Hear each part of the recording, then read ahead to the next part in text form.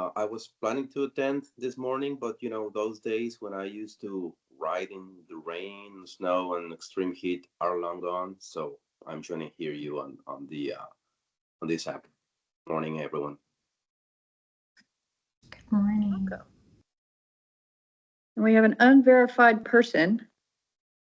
It says guest.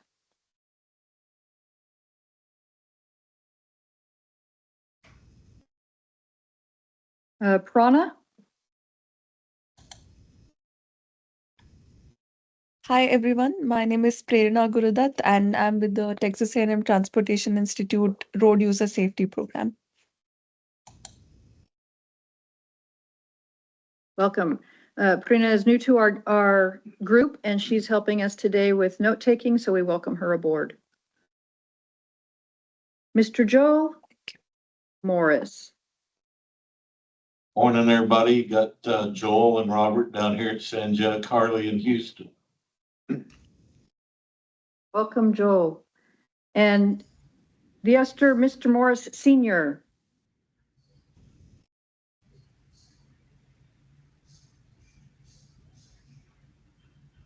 is on mute.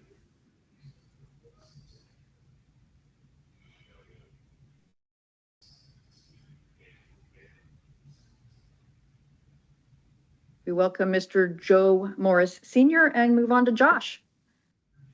Good morning. My name is Josh, rider coach in the Houston area. And Kylie. Hello, my name is Kylie Lefevre. I'm with the Thomas Lefevre Foundation. Welcome. Thank you.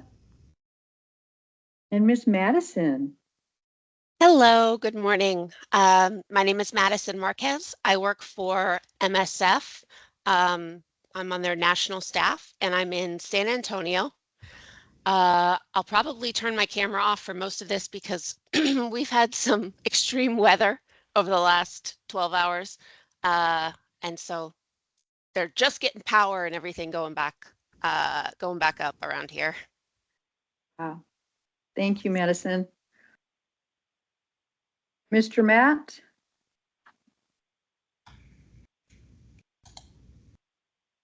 Hi, I'm Matt Gentile with the Motorcycle Safety Foundation. I am currently located in New York. Thank you, sir. And Ford. Good morning, everyone. Ford Strawn. I'm from Texas Department of Licensing and Regulation. I'm our senior manager for our compliance consumer protection division. Thank you. Thank you, Ford. Welcome. And Nick. Hi, good morning. I'm Nick Duran. I'm here in Austin with the Texas Department of Licensing and Regulation. Welcome, sir. And Miss Marcy. Hi, everyone. I am Marcy Perez. I work for TTI in the Center for Transportation Safety in the Crash Analytics Group. And I am remote in Houston, enjoying this lovely stormy weather today. Seems like that's going around everywhere. I think so. I think all of Texas got a little bit of this, fun weather. And Sergeant Mallory.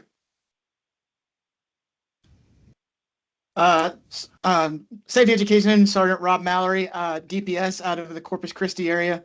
Wanted to be there in person this morning, but had other duties come up, so I'm here virtually. Welcome. And Sue? Good morning, everyone. Sue Reichert. I teach for Electric Avenue Bike in Austin. Welcome. Thank you. I have seen your name for years, but I think this is the first time or at least in a long time, I've seen you in person. Welcome. Oh, yeah. So I'm attending I teach with my husband, Lonnie Rodriguez. We've been teaching together for over 20 years. So I'm kind of here representing both of us. Very good. Thank you. And of course, he looks like he's on hold at the moment, Mr. Van James Mayfield, who is our Texas Department of Transportation Program Manager for our grant. So we welcome him as well. Thank you, everybody, for joining. If I can manipulate everything that I need to here. We want to welcome our, actually, I'm going to go back a couple slides.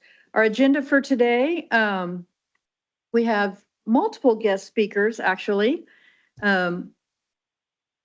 with Sergeant Mallory giving us a great safety information that they're sharing down in the valley or down in the coastal bend. Our task force update I'll be taking care of. And then we have the Texas Department of Licensing and Regulation. As you heard, we've got multiple people helping us with that update and for here for the meeting today. And we appreciate them coming as well.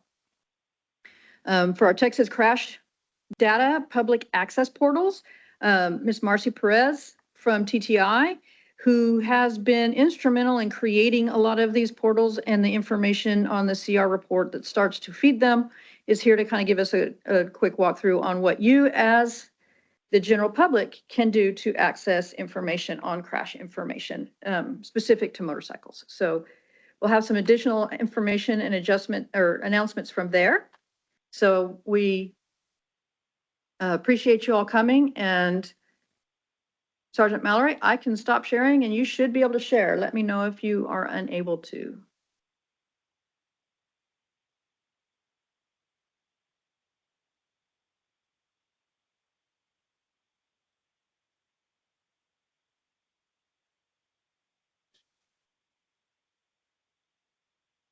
Good.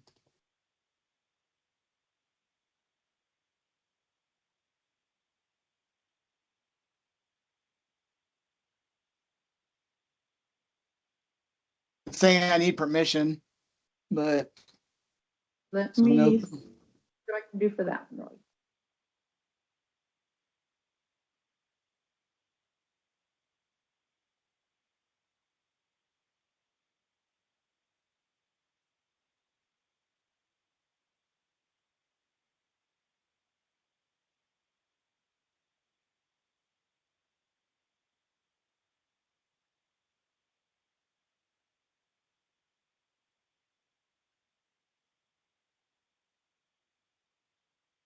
Okay, try now, see if that works.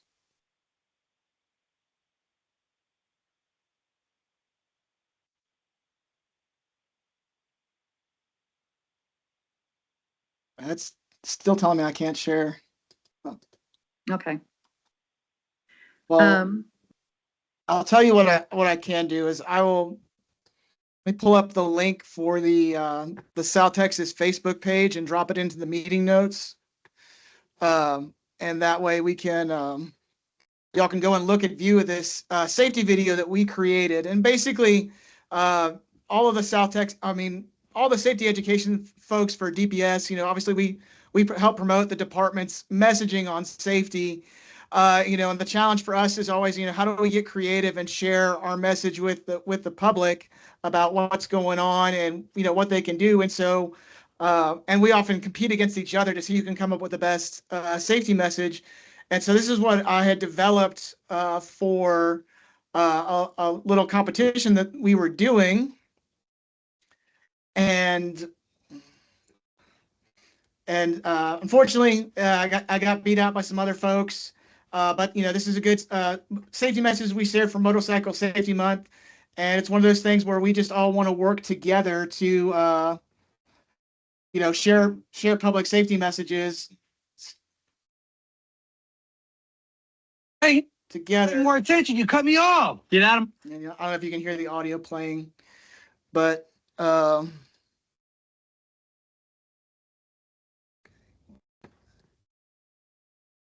Did I cut you off? No, you're good. Okay. So that is the link for the video I was going to play here today that we created for Motorcycle Safety Month. One of the challenges when it comes to, social media and messaging is keeping folks' attention for, any discrimination. You've got like 3 seconds to keep their attention and keep going. And when it comes to motorcycle safety or traffic safety just in general, there's a lot of information we try to get out there as quickly as we can and try to make it engaging with people as well. But yeah, this is a message that we posted on the South Texas Facebook page. I put the link to it there in the comments. So, please go and look. Obviously Motorcycle Safety Month has passed us by, but the tips that are shared in this video are for all, for any time of the year. And obviously with summer, obviously today's not the day to be out there riding, but when the rain clears, it'll be nice and beautiful, and we'll see a lot more motorcycles out on the road. And the message is that these troopers, everyone in this video is a trooper here in the Coastal Bend. The motorcycle rider and the truck driver, they're both troopers. They're both actually motorcycle riders, so they kind of get this. They have a passion for it. Wanting to make sure that riders and drivers are safe out there on the highway. I apologize that it's not letting me share my screen to where I can play this video for y'all. But yes, absolutely, y'all do have permission to share on your own social media pages, and that's one of the biggest things I think moving forward. Oh, there it is. How about that? I can play it, hopefully. Yep. Wait a minute. Got to pause. Got to go back and find my. Yeah, you got the microphone muted or something though. It should work. Are you hearing sound? We are not hearing sound. You have an X on the speaker to the right bottom corner of your screen. Click that Wrong off. speaker. There it is. All right, here we go. No. We still don't hear it, Still not Kathy. hearing Make it. sure when you Okay. share, there's an option to include sound. You have to click it every time. Yeah, the I top did that. right. I think part of our issue is that I'm working with multiple media here. Oh, okay. Maybe Hold on. turn your mic. You're actually muted. Maybe that'll fix it.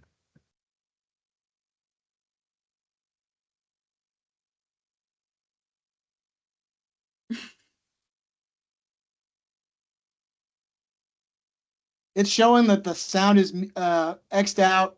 Oh, by the way, it says South Texas region. You can see the microphone, the speaker. It's showing it's muted. Can you hear me now? Yes. Yep. I'm showing is muted. Now take the speaker off on the bottom right. Stop.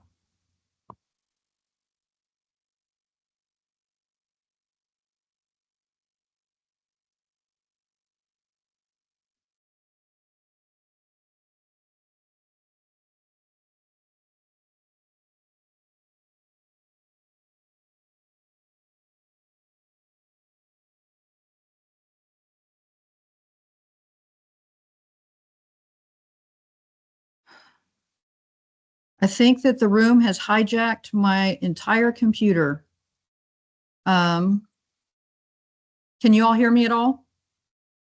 We hear you, Kathy.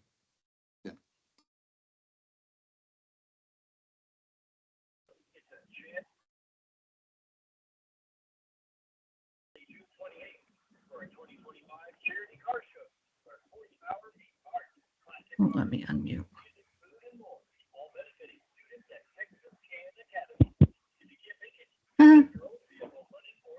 Okay, folks.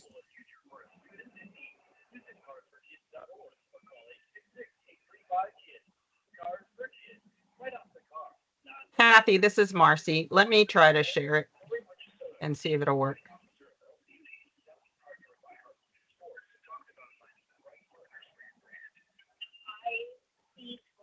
For some reason, we are ending up with feedback. I'm not sure why it's not giving me information, letting me do this through the room. What happens from there is it's used to attract it. Why are we partners with Billy? Because she champions equality. Why are we? Laura, are you able to share it from yours or Marcy? Hold on. This I is think Marcy can do it. Perfect. Because I'm totally locked in right now. Still not showing us. Hey, Now. yeah, pay more attention. You cut me off. Get out of my face. Both of you, knock it off and meet me at the front of my patrol vehicle. Now, gentlemen, what is going on here? I was coming north. It was him. He was all up in my face. He almost made me crash into him. Aren't going to accomplish anything with both of you shouting. Didn't tell me what happened. I was coming north. He turned right in front of me. How the bikers are, they weave in and out of traffic like if they own the road. Stop you both right here. Last year, there were over 9,000 motorcycle crashes, resulting in 570 fatalities. As a driver, your full attention needs to be on the task of driving. Avoid distractions like talking or texting on your cell phone. You should always look twice when changing lanes or turning. Check your mirrors, check your blind spots, use your turn signals. And when you've done all that, check it again. Give motorcycles plenty of room when you go to or are following behind them. Remember to watch your speed, as motorcycles may not brake to reduce their speed. Finally, take extra care when you make a left turn. See that motorcycle approaching? It is better to let them pass before turning. These are some of the top reasons that drivers cause crashes with motorcycles.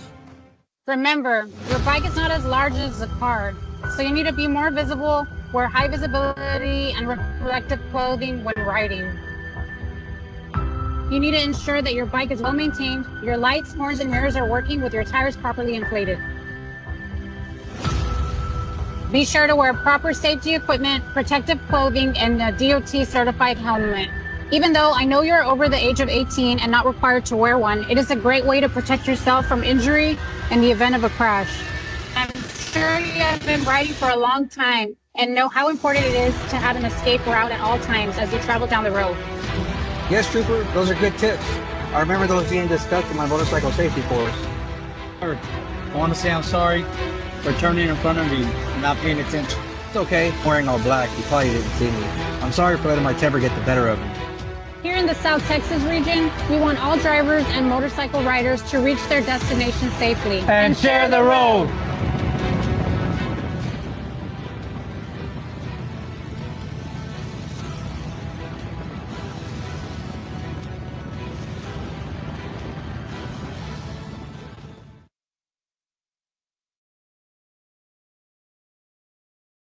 Yay, thank you, Marcy. Thank you. You're welcome. Yeah, I promise it does play better.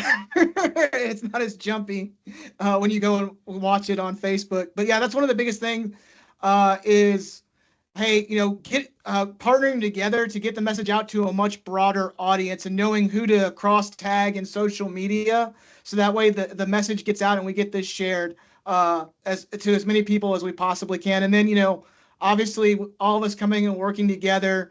I pulled in motorcycle, members of our department who ride motorcycles all their time in their free time, and trying to get this message out. It's entirely a team effort. And, this was a good video we did. Unfortunately we had some bad experience. There's the news clipping in there is that, we lost a PD officer last year. Motorcycle was directing traffic during a funeral procession, and a driver didn't see him and ended up killing him during the procession. So, this is something we deal with, every single day on the highways, trying to prevent fatalities and crashes, especially motorcycle fatalities. I was just visiting with a young man yesterday who lost his uncle this Monday morning here in Corpus Christi in a motorcycle crash. Early morning, late at dark. It was a hit and run. They're still looking for the driver who struck and killed him. But obviously, anything we can do to get the message out to the public to try and keep folks safe and hopefully prevent these crashes from occurring. DPS is always happy to partner with whoever is willing to partner with us to get these safety messages out. Thank you very much. We appreciate it, and always looking for ways to partner with more people. And one of the things we have coming up next is part of our task force update is the task force this year was looking at unlicensed motorcycle riders who are involved in crashes. And we looked at some of that data as well as, we have an issue with citation data, but DPS is the only citation data we have available to us. But looking at those who crashed that were unlicensed has increased over the last few years. So looking to work with law enforcement and the court systems to both educate them as to what the laws are and find out how we can better help them educate the public for when they get citations and stuff. So if you're interested, or if you know of anybody that'd be interested in giving us some feedback and helping with that, we'd really, truly appreciate it. We'd like to get speaking with some people in those two areas over the next month to get their Sure. feedback. So actually, right now, the Corpus Christi Municipal Court has pulled me in because, yeah, like you said, you know, the unlicensed motorcycle operators, they are constantly seeing people come in with citations for no driver's license. And so what they've done is they basically, as a condition of their plea deal with the court, is they have them come in on a Saturday, and sit down and visit with them, and we walk through the steps of what they need to do to get that driver's license. So that, you know, I think that the court here in Corpus has found that to be quite successful. You know, helping folks navigate what, you know, the steps they need to take to get that driver's license, so that when they do get pulled over for those minor infractions, they're not getting ticketed for no driver's license. So that's definitely something that, you know, I think more courts will probably start looking into doing, is to partner with local law enforcement, and specifically DPS, since we control driver's license, and talking about, you know, what it is people need to do, and, you know, the tools that are available to them online on how they can figure out, you know, what the next steps are in order to get their license based on their particular set of circumstance, because, you know, it's not a one size fits all solution for everybody. Very, very true. Thank you so much. We'll definitely be reaching out for more. Okay, sounds great. Thank you so much. Thank you all. So if I can hit the right button, get everything out of my way. Just tell me I'm sharing. There we go. So that was one of our task force updates, was we are working on that unlicensed rider outreach information, and Kim Saylor is working to set up those interviews with the law enforcement officers and some court people to help us answer some of those questions and come up with the right words. We're also looking to give clarification on the laws for knowing if a ticket for a unlicensed rider for not having the proper license can be done through adjudication of taking a safety course or not. And so once we have some of that clarification, we'll be passing out some of that information. And we appreciate the input, and we appreciate help in identifying areas that are receptive to that information. Another update that's not necessarily a task force update, but we did have our Texas Motorcycle Safety Forum on the 3rd of May. We appreciate all those who came and participated. We had little under 100 people attend. I don't remember the numbers off the top of my head, but it was very well engaged, I'll say. Those that did attend were very much engaged in the information that was being shared, and we had a lot of good feedback on our speakers. The Stop the Bleed course, I think, put through about 14 to 16 participants. So that was also very helpful. And we appreciate them participating, as well as all of those speakers that came out and participated. Our next update, that's it, was our legislation update. There was several pieces of legislation that were introduced this session, which I believe just ended on the 2nd of June. Those relating specifically to motorcycles kind of had a mixed results. For the profiling by peace officers, it was introduced but left pending in the committee. The relating to movement for motorcycles within the lanes, trying to get a little bit of a lane filtering idea started through slow moving traffic, was also referred to Transportation Committee but didn't go any further. Yes, Jude, and welcome, sir.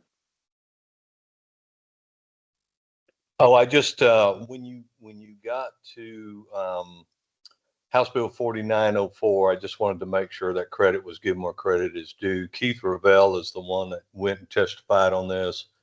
He's the one that got that information to the let's see, Guillen's office. Matt Ruzak is the one that really pushed it through. So I wanted to make sure that they got credit for getting this before the legislature and passed. Thank you. I know that Matt was reaching out when it was going to public comment, ended up like last minute on a Saturday to be done on Sunday. So I'm glad Keith was able to get that information and get there. Again, not as advocating one way or another, but just to be able to have the word out to the public so that the public was able to participate in the legislative process. Relating to the driving safety course for dismissal of tickets, that rule or that law was increased to allow for multiple citations to be dismissed with one course completion. There are still some limitations of what citations are eligible. And that's some of the clarification we're looking for before we start this campaign. But that was adopted and it goes into effect on September the 1st. And then the one that you just referred to, House Bill 4904, it has been sent to the governor, but it was sent on the 31st of May, which was less than 10 days before the end of the session. So the governor has 20 days to do something about that one, which means not sure if that one includes a Sundays or not. So if we look at June 20th or June 24th, again, we should have more definite status for that particular House bill. I will say, going back to the 296, Senate Bill 296, that goes into effect on September 1st. It went to the governor, but he did not do anything within the 10 days allotted. So it was adopted without signature.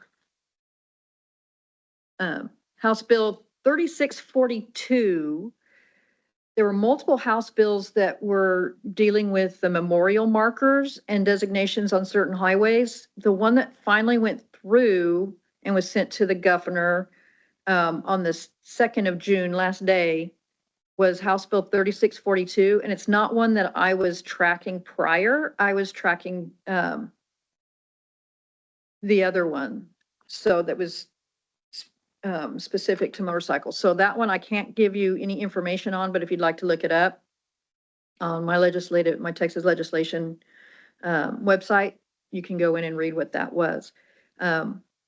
I do know that the other ones were pertaining to motorcycles, in that to get a motorcycle memorial sign, where it used to be, I think, just a cross on a blue sign. Now you could designate whatever symbol you would like to have there, as well as to not allow a memorial sign if the motorcyclist that was fatally injured or was in the fatal crash was impaired or intoxicated at the time of the crash. Then they are not eligible for that. Any questions or any other information that I may have missed? I know, Jude, you do a really good job of tracking things on this front as well.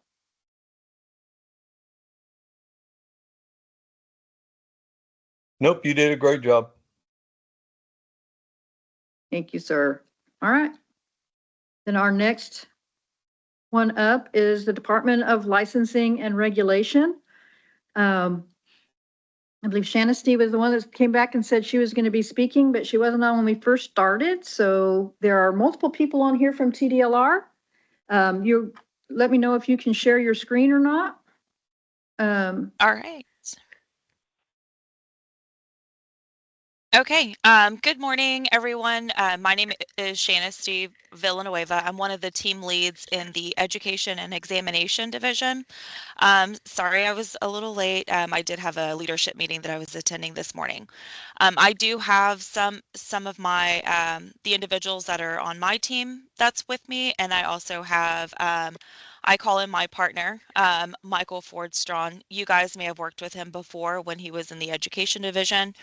So I just wanted to introduce them to you guys. So I have Brian Beal, Nick, and then, like I said, Ford Strawn.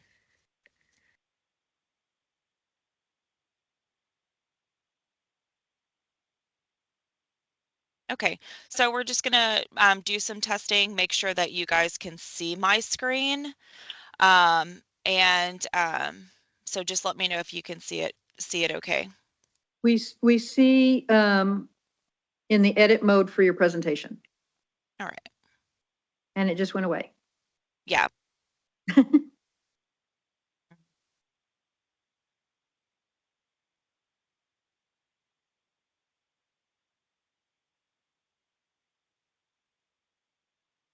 Perfect. Okay. So you guys see it okay? It's sharing. Yes, ma'am. Okay, cool. All right, so here we go. Like I said, my name is Shanasty. I work for the Texas Department of Licensing and Regulation, and within TDLR, I work in the Education and Examination Division. I'm going to run through this pretty quickly. I'm not going to see your chat, so if you have questions, please save those until the end. All right, so just a little bit of history. Who's TDLR? The history of the Texas Department of Licensing and Regulation starts in the early 20th century. So in 1909, the 31st Texas legislature enacted House Bill 109, creating the Texas Bureau of Labor Statistics. I cannot talk this morning. I'm so sorry. So the mission of the Bureau was to collect and report statistical information to the governor regarding labor and industry within the state of Texas. And in 1989, the legislature, House Bill 863, which was part of the 71st legislature, changed the agency's name to the Texas Department of Licensing and Regulation, and then created the 6-member commission, the commission. And then they act as our agency's governor body. The members of the commission are appointed by the governor to 6 overlapping terms and confirmed by the Senate. Down below are just some statistics. We have issued over 732,000 individual licenses, 229,000 business and facility licenses. We've performed over 247,000 inspections, and individuals have taken over 99,000 examinations with us. In the Education and Examination Division, a little bit of what we do, we approve curriculum, we approve continuing education courses, we assist with bill implementations. Of course, we handle the daily work like emails, phone calls, applications. There's rulemaking. We are also programmers. We do a lot of testing, moving new programs. Like if we inherit programs from other state agencies, we inherit their databases, and so eventually we will move them from that database into a new database. So there's a lot of testing and programming that's involved with that. We also perform audits. We do some public speaking. We do have an outreach section within the E&E division that does the public speaking, and we also administer exams. My team, we oversee the driver education and safety providers and curriculum, athletic trainers, court-ordered program providers and their exams, dietitians, dyslexia, hearing fitters, laser hair removal, midwives, mold, motorcycle and operator safety. For the motorcycle and operator safety program, we process the curriculum and the schools. And there's responsible pet owner and the speech language pathologist. All right, so some instructor updates. You guys now have the ability to apply and renew online. I would encourage you to take advantage of that if there's any instructors that are on call. Please, please, please create an account in the online licensing system, apply for your initial license if you haven't done so yet, or renew that instructor license online. You can renew up to 90 days prior to the expiration date on the license. You do receive a renewal notice that is sent to you, and the sooner that you can get in there and renew that license, the quicker your license will be renewed. The longer you wait, we do have some processing time. So if you renew a day before your license expires, there's a pretty good chance that that license is not going to get renewed that same day.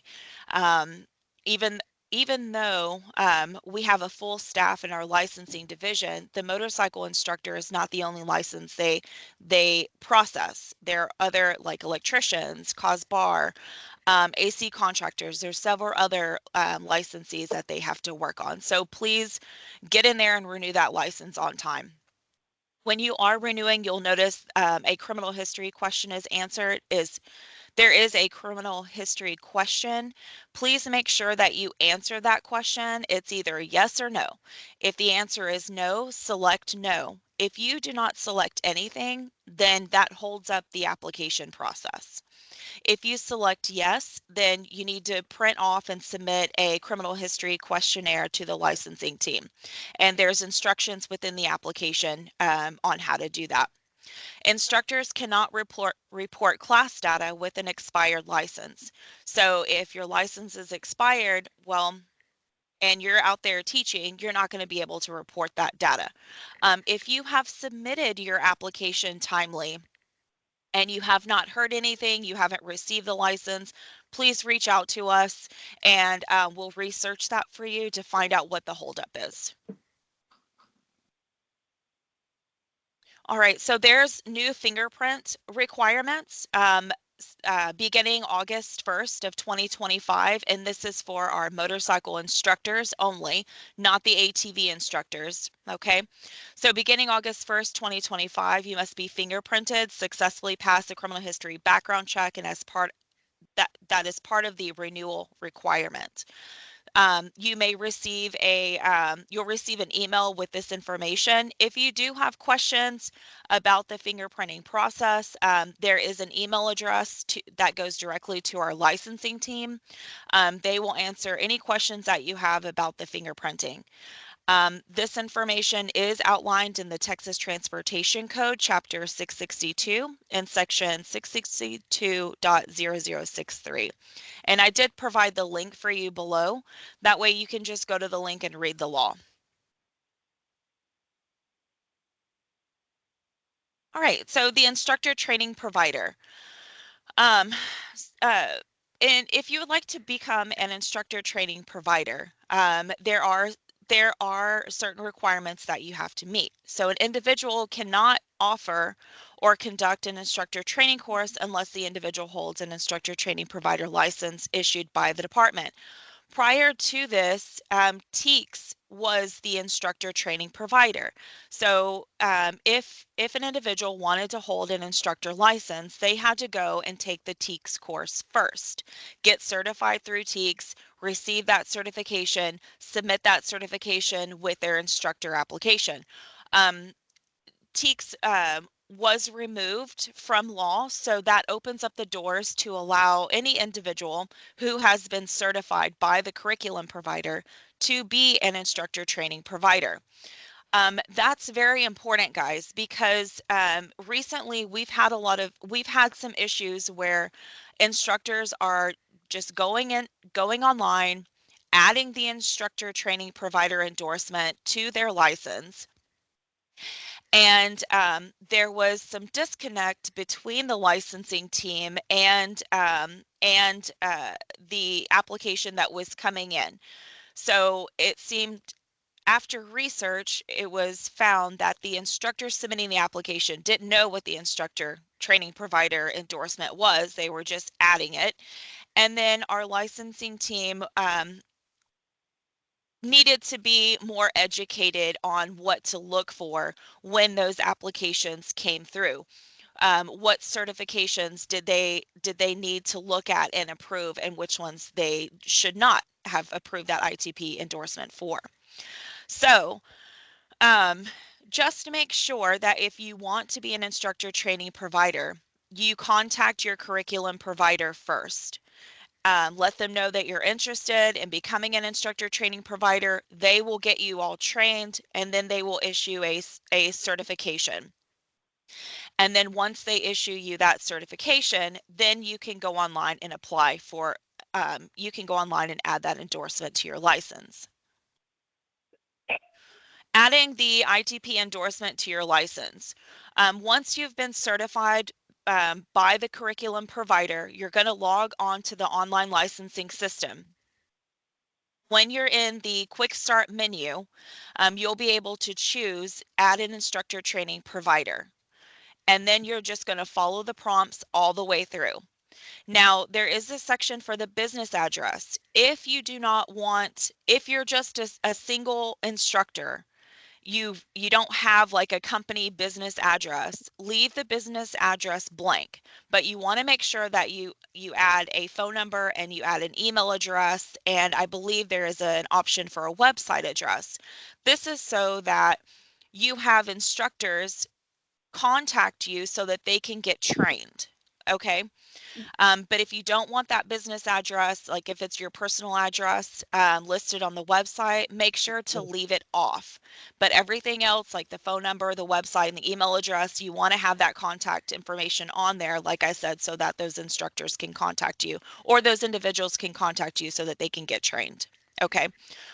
When you are submitting and attaching the proof of certification from that curriculum provider, at a minimum, it needs to show the instructor's name, the instructor's license number. It needs to have the title rider coach trainer or instructor training provider, and it also needs to include the expiration date. By having this consistency within the industry, this really does help us internally when our licensing team is approving these endorsement applications. You know, there's no room for questioning. So please make sure that if you are training an instructor trainer or getting approved as an instructor trainer, or you curriculum providers, please make sure that at a minimum, this information is listed on that certification. Lastly, you're going to go online, or lastly, on the application, you pay the application fee. All monies paid to the department are non-refundable, especially with these instructor training provider applications.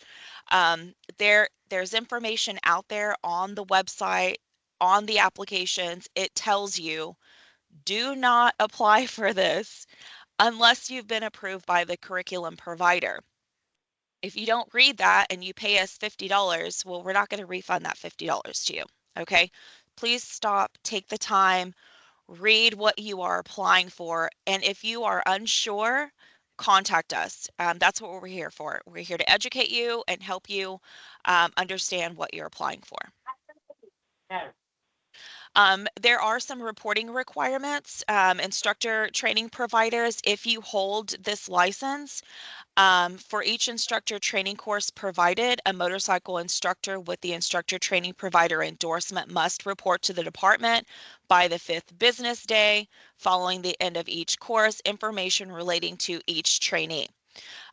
This is on the TDLR website. It is also in the motorcycle rules.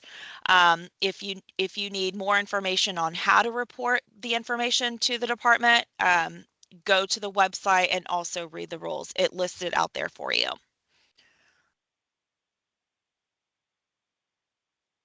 Okay, so curriculum and endorsements.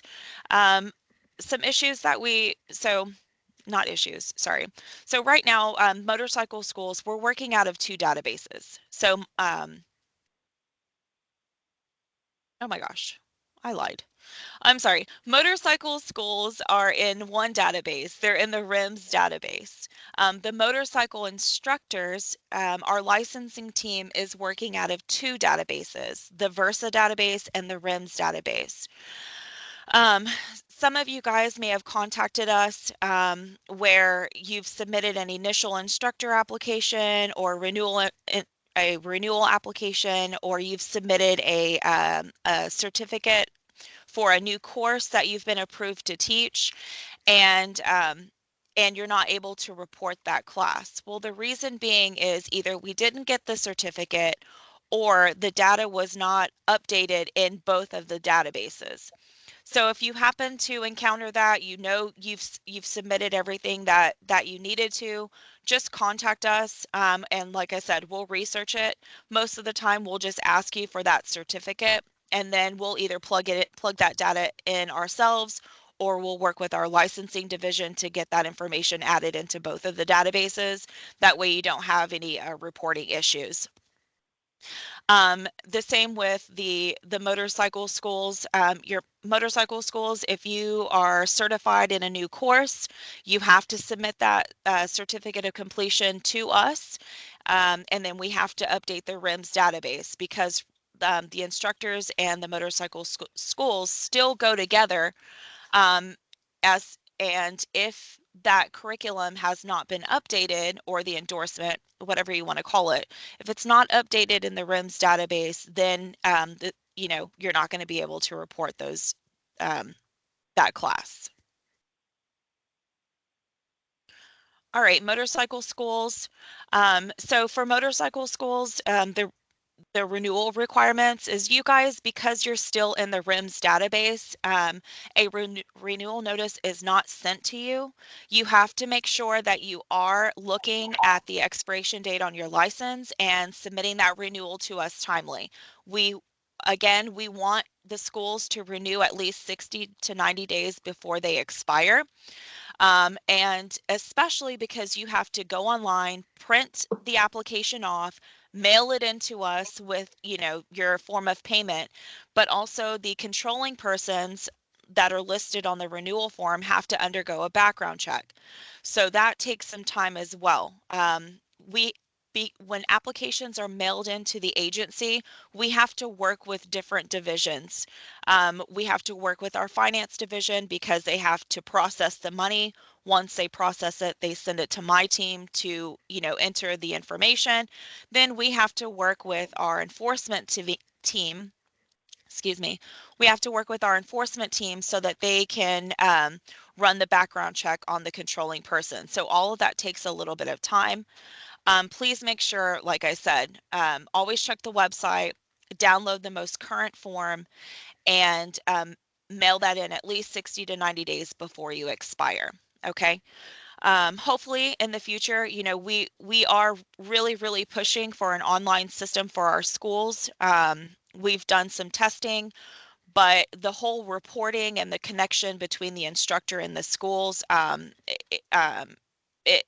there's some pain points with that new system. So, but we are pushing because it's a lot easier when everything is done online. Schools, you guys have some reporting requirements. There's course completion reporting, and you guys, the schools are actually have been really good about reporting their class data to us. The quarterly reporting, though, we're not receiving these quarterly reports from every single school. We're going to start looking into that. We haven't really had the opportunity to just sit down and figure out which schools are reporting and which schools are not. But out of the 58 schools that we do have, we're not getting those reports. Okay. If you are unsure what a quarterly report is, that information is on it's on the website, and it's also in the motorcycle rules. If you need some guidance on what the quarterly reporting is, please contact us, and again, we will help you. Also, there's injury reporting. We do receive those from these schools, and thank you for submitting that to us. These are very important. Motorcycle school must report each injury to the department within 2 business days following the end of each course for an injury that requires immediate medical attention beyond first aid, or 3 days following the end of each course for any other injury. And schools must use the Texas Department of Licensing and Regulation.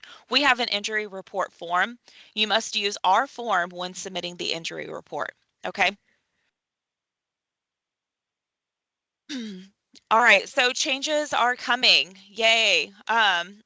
We do know that it's been a while since we've audited your school.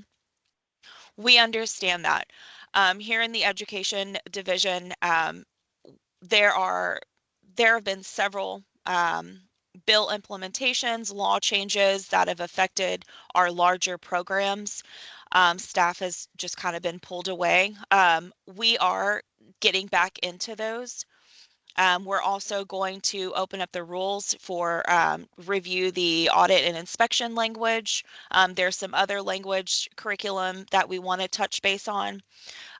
We're going to be working with the work groups really soon. Like I mentioned earlier, some of you may have worked with Ford previously. Ford still works at the Texas, for TDLR, but he's in another, in our compliance division. We are partnering with our compliance division. They are creating a new transportation specialist.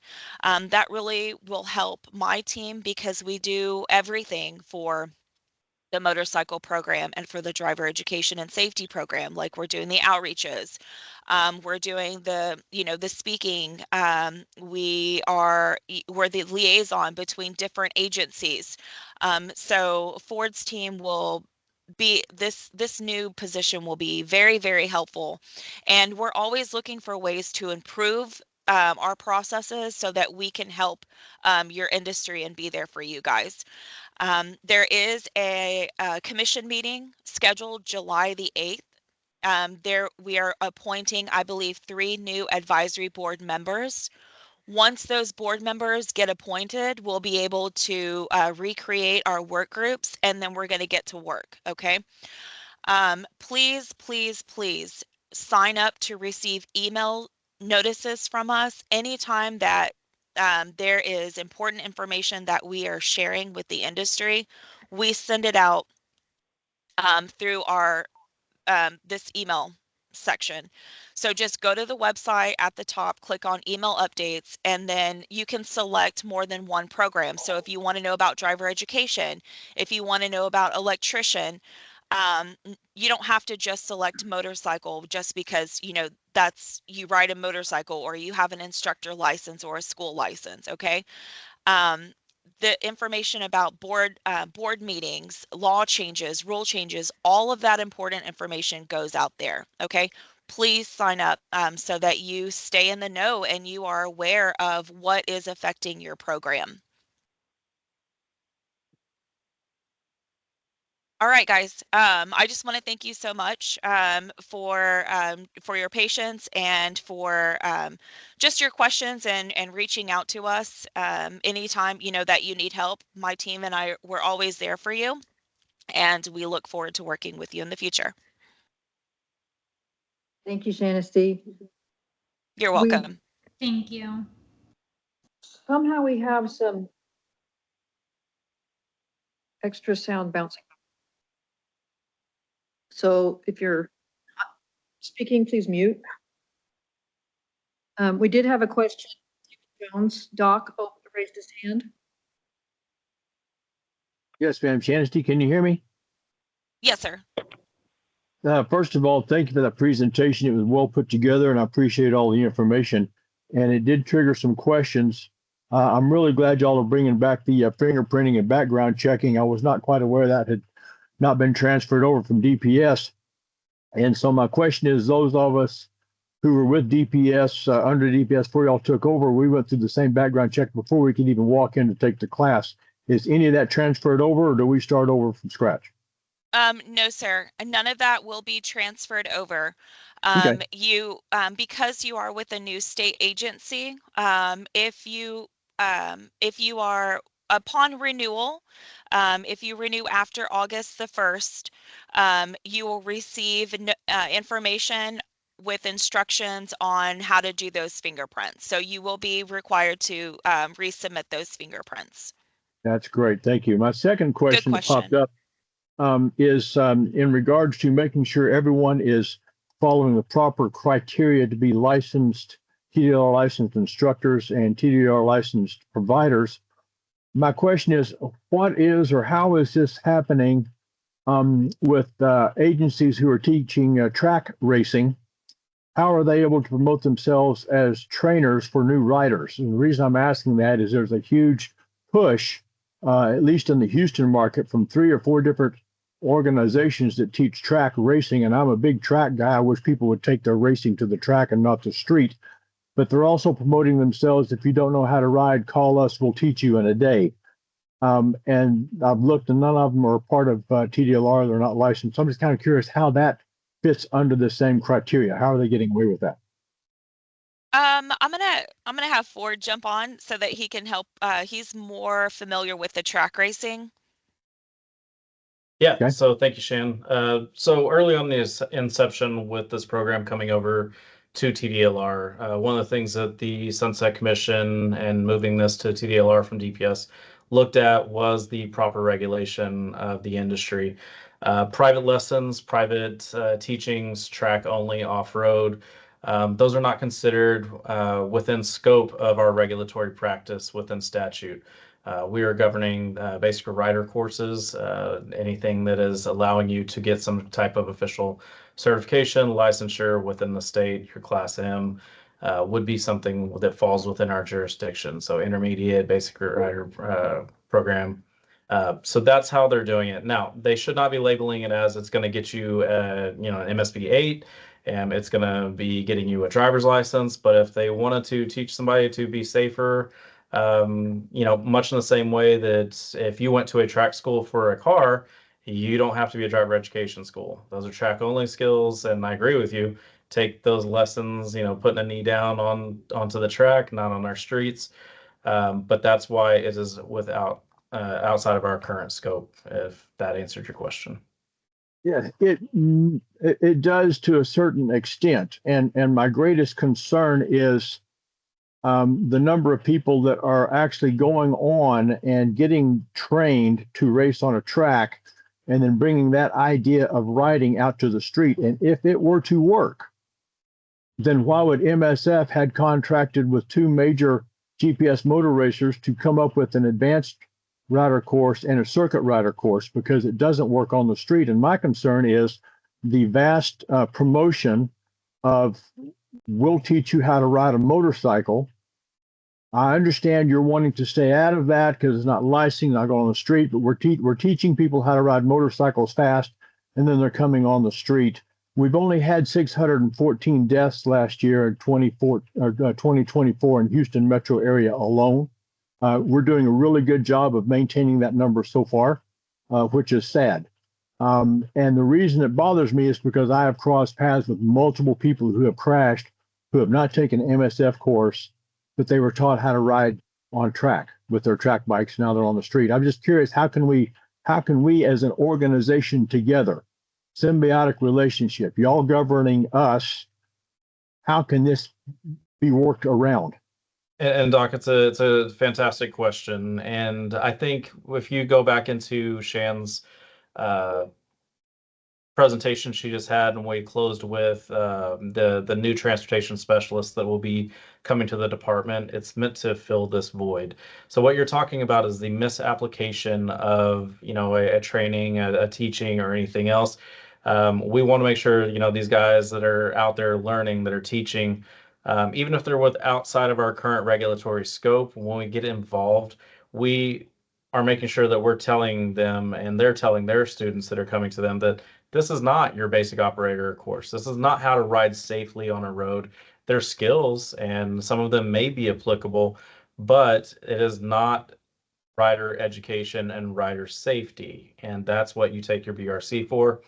The transportation specialist, one of the things, you heard Shan list all the things that they do in a day, and managing these systems and everything else. This transportation specialist is meant to be the liaison between your industry, our driver education industry, out there talking to schools, talking to riders, talking to all these individuals, being at any association meetings, being involved in this group. Much like we had Mike Sconza and those individuals, that's what this person will be. And I think that in conjunction with you all, with this meeting and everything else, is something that they can hopefully address. And that will be part of what I ask that employee under me to do, to take that charge. Not only are they going to help Shan and take the load off of development of rules and everything else that, since myself and Mike had left over there, they've been left to run the whole program. And recently we're able to come back and look at how we were going to give y'all more attention. So excellent question. It's valid points. It's something we do need to get out there and be involved in the community. And I think that's how we get that message across, is just being involved out there.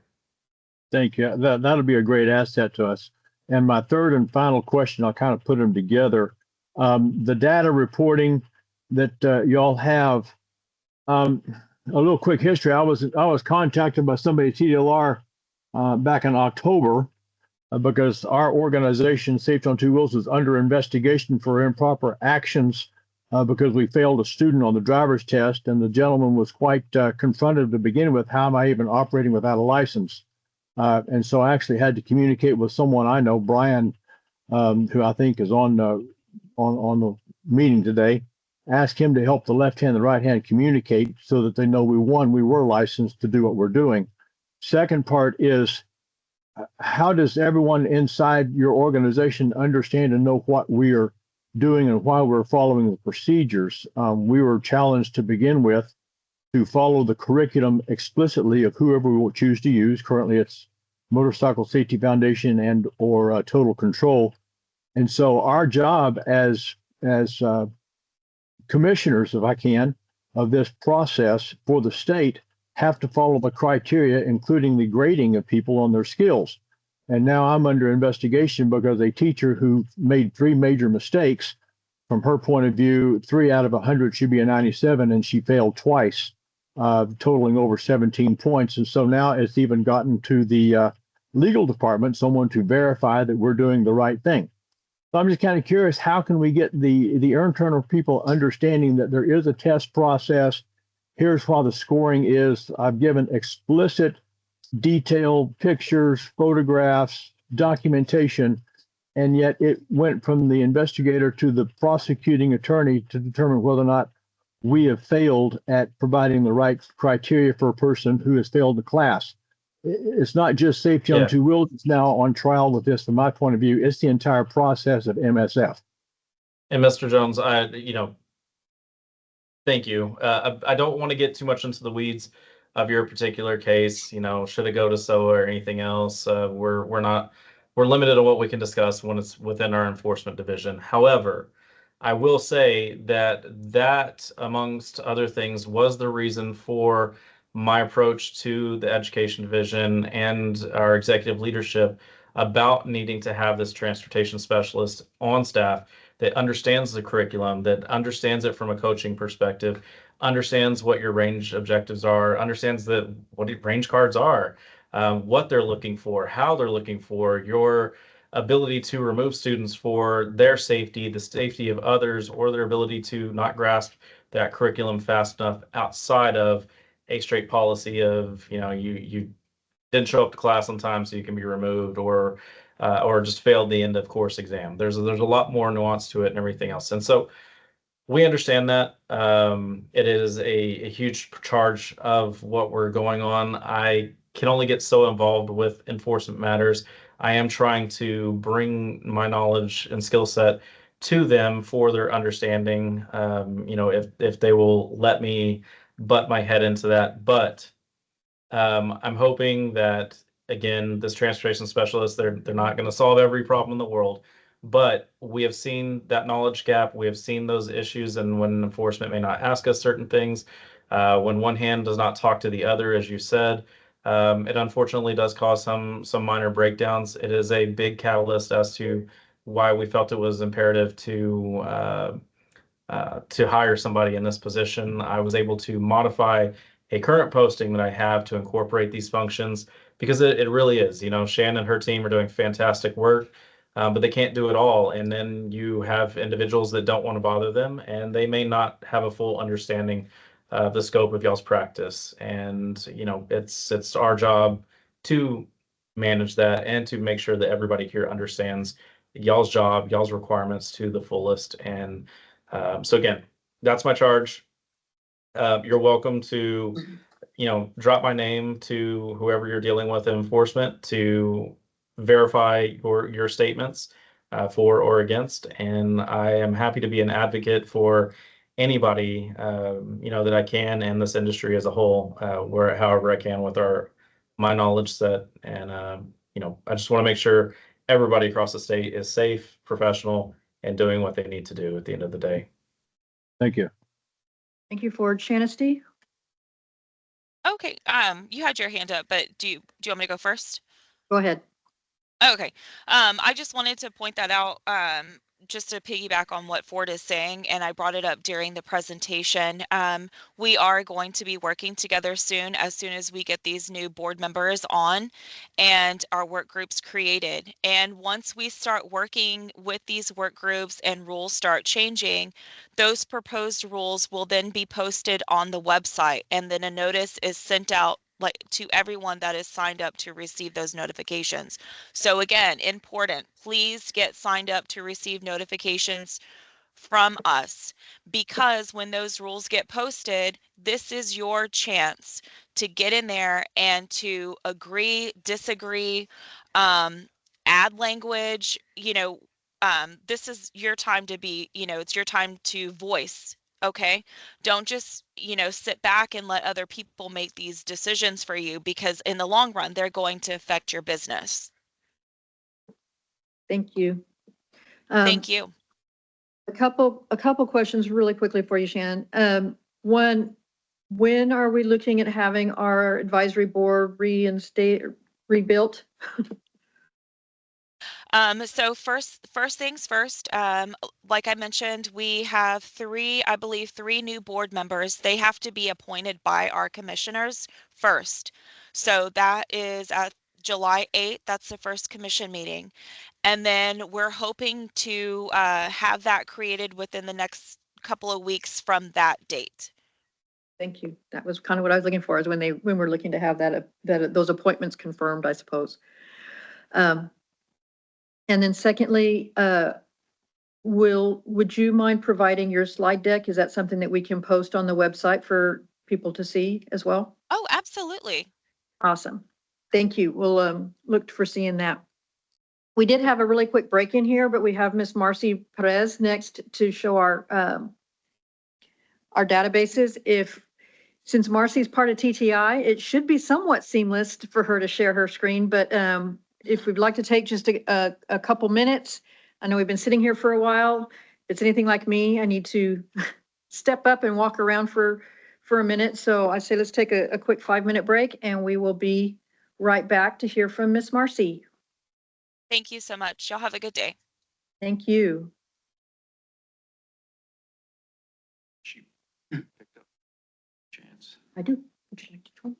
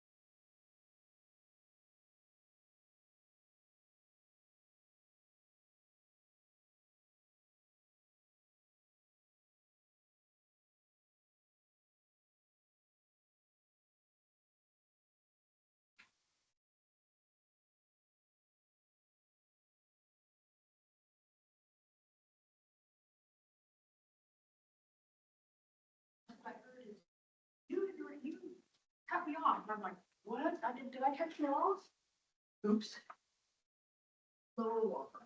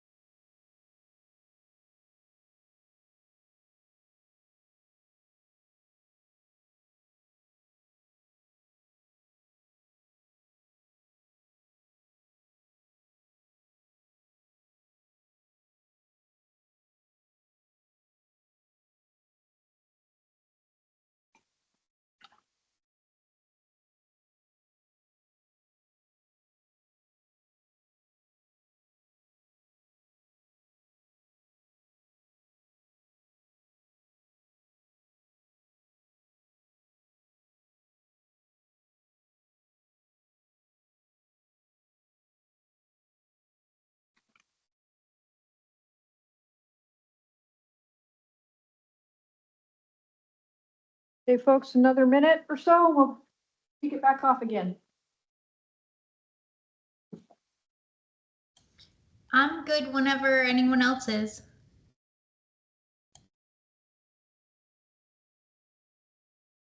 I'm back.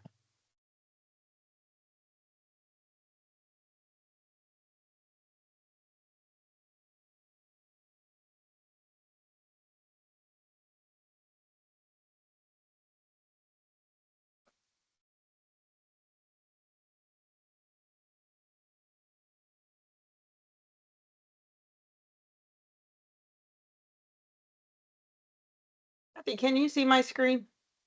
Yes, ma'am. Alrighty then.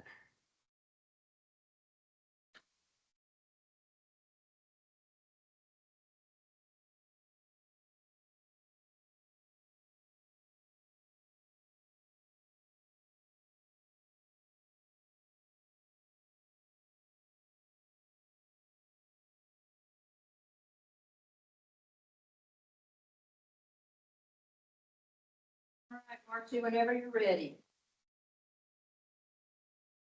Okay. I'm going to turn my camera on just for a second. So, hi guys. Just wanted to let you kind of see who was talking. I am going to turn the camera back off just because this morning my internet was a little questionable. I think that was really due to the rain, but we're just going to play it safe. Today, what I am going to share with you are a couple of tools that are available online. I have just really 2 slides that I want to show you so that you can see where there are some links here for you to use, but also kind of see where you're wanting to end up. So I went ahead and have this information in here. I'm going to drop this website. This is for the Texas Strategic Highway Safety Plan. We have a dashboard. I actually developed this dashboard. It's embedded into the website, and it's something that you can go to and use online. It is this year, they've made a few changes to how it was done. So if you've seen the dashboard in previous years, it is different this year. You probably will actually like it when it comes to motorcycles because you can dig down a little bit more into the actual crashes involving motorcyclists. So we're going to go through that one. The next slide. This is also a tool that I'm going to show you today. This is for TxDOT's online query tool. If you've used this in the past, it hasn't really changed a lot. TxDOT keeps adding new data fields, and so I might show you some of those. There's some really cool features. You could go on and on in this query tool. They have lots of little things you can look at and do and click on. But I'm going to try to hit some of the highlights so that you can look at some data and maybe pull some data down from the website so that you will be able to use it in the area that you're interested. If you're interested in the city of Houston or a county or a TxDOT district. So I'm going to go through some of those. So those are really all the slides I have. Not big into PowerPoint. What I do want to say, Kathy, maybe you can help me out. If you have a question as I'm going through these tools, I don't want to drag them out too long, but I know because I'm showing you something that's like you're learning and you may have questions about what I did, or I may go too fast for you. Go ahead and raise your hand or kind of jump in if there's a break in the communication that you can ask your question. So go ahead and try to stop me. Kathy will help me make sure that I'm not totally ignoring you because I have the actual meeting on another screen. So first I want to show you the Strategic Highway Safety Plan. And the QR codes and the website and the links that I put in the chat were directly to the dashboards. this is kind of the landing page. This is the landing page for the Texas Strategic Highway Safety Plan. So if you hear me refer to it as SHSP, that's the acronym that we use for this. But if you, this is the main landing page, you'll scroll here. If you go down to the bottom, you see a link here. It says, see the data for annual crashes. And yay, okay. So it looks like this. I know this looks very small to everyone. If you scroll down, you will see this bar that says Power BI. You'll see one of four, meaning there are 4 pages to this dashboard that you can use. And if I click on the expand, you can see this much bigger. So this is what we're doing. First of all, kind of general crashes. These are all crashes in the state of Texas from 2020 to 2024. Great, okay. What you're interested in are motorcyclists. So in the text.cris data, so CRIS is Crash Record Information System, there are motorcycle operators and motorcycle passengers that are considered person types. So I checked both of those. And then I want to focus today on the fatal injuries to motorcycle persons, meaning the operators or the passengers of a motorcycle that have a fatal crash. You do have age group options here. I'm not going to select that right now, but you could choose. So say you wanted to do young drivers or young riders, you'll be looking at persons 11 to 20. So you can kind of pick and choose. Everything is dynamic and changes as you go. So here you can see from 2020 to 2024, overall, you have an increasing trend of crashes. 2023 seems to be the high point on your crashes.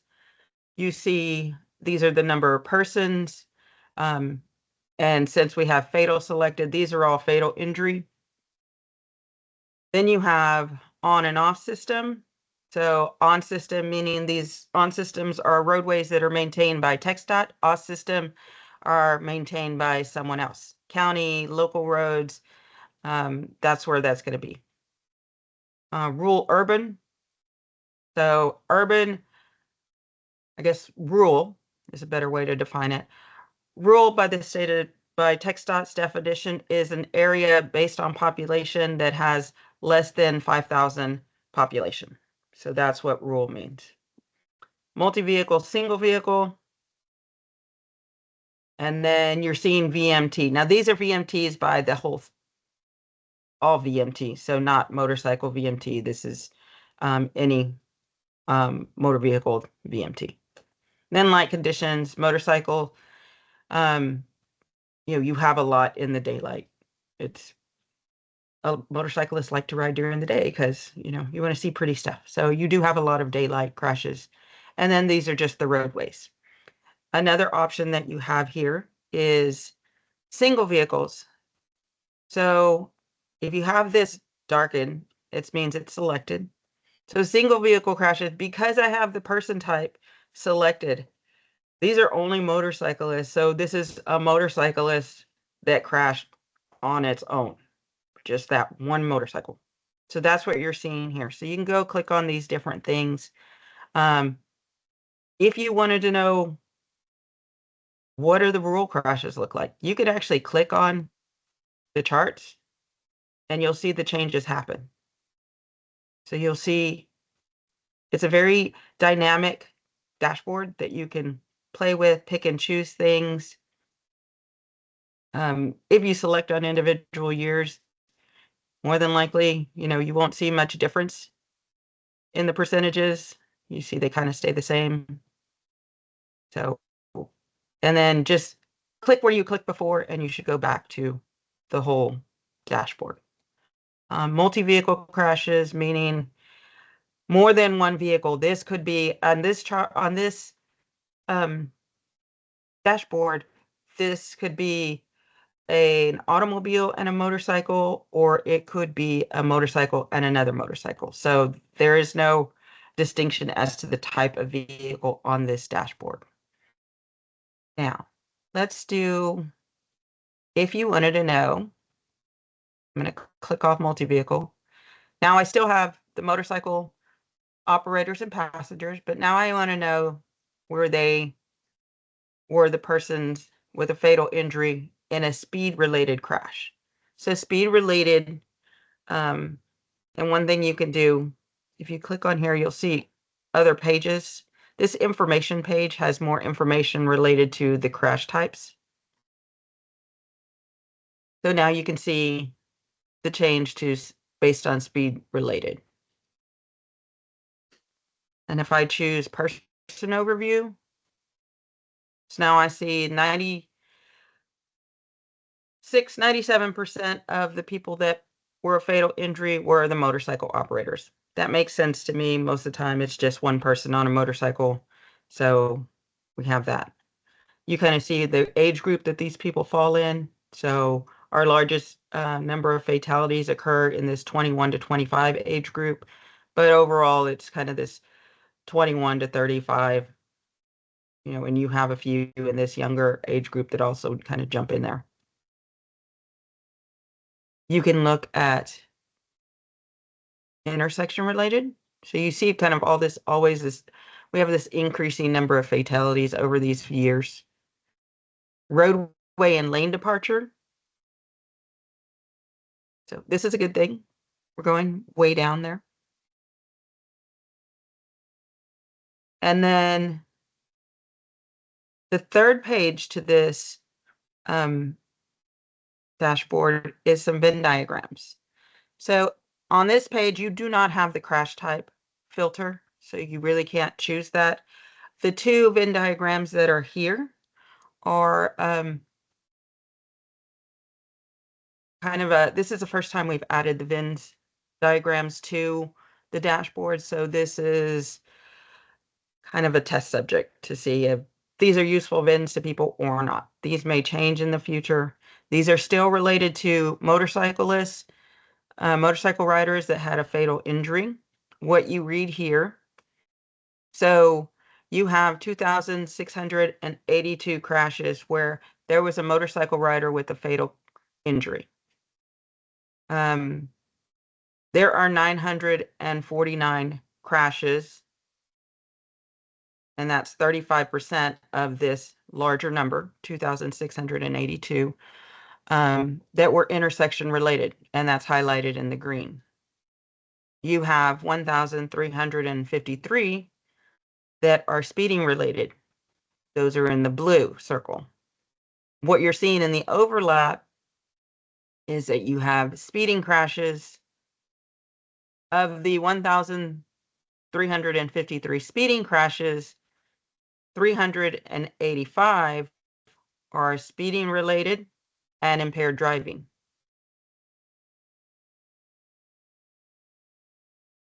Then you can also see there are the intersection related. There are 949 crashes that are intersection related. 322 are only intersection related. They don't hit any of these other three categories.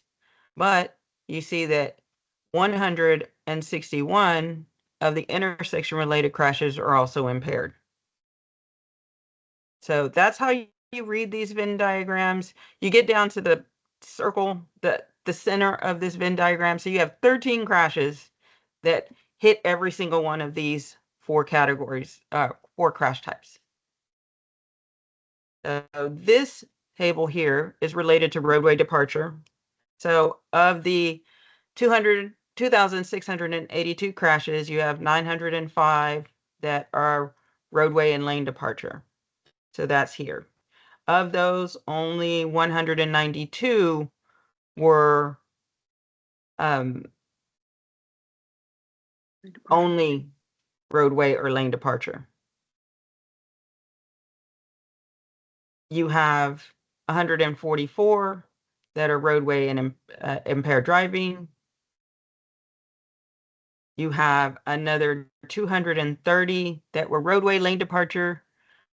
speeding and impaired driving. So, put all those two together. Yeah, it sounds like a bad day. If you go over to the speeding side of it, of the 2,682 crashes, you have 1,353 that were speeding related. Of those, 452 were only speeding related. 452 were speeding and impaired related. And then you have 28 that were speeding, distracted driving, and impaired related.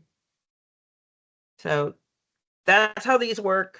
I'm hoping to get feedback from people on if they like them, if they're useful, or maybe they're just too confusing for anyone to use. You can still choose to go to single vehicle only. So now you're seeing where it's just, because I have the motorcyclist selected, it's just a motorcycle that got into a crash. So there was not another vehicle involved. And so you can see how the numbers change. Now you're dealing with 12,000 crashes total. So, and then the final page is the information. This is where you can go and to understand more what these crash types mean. So the distracted driving, there are several contributing factors that define a crash as distracted driving. They're related to the actual units in the crash.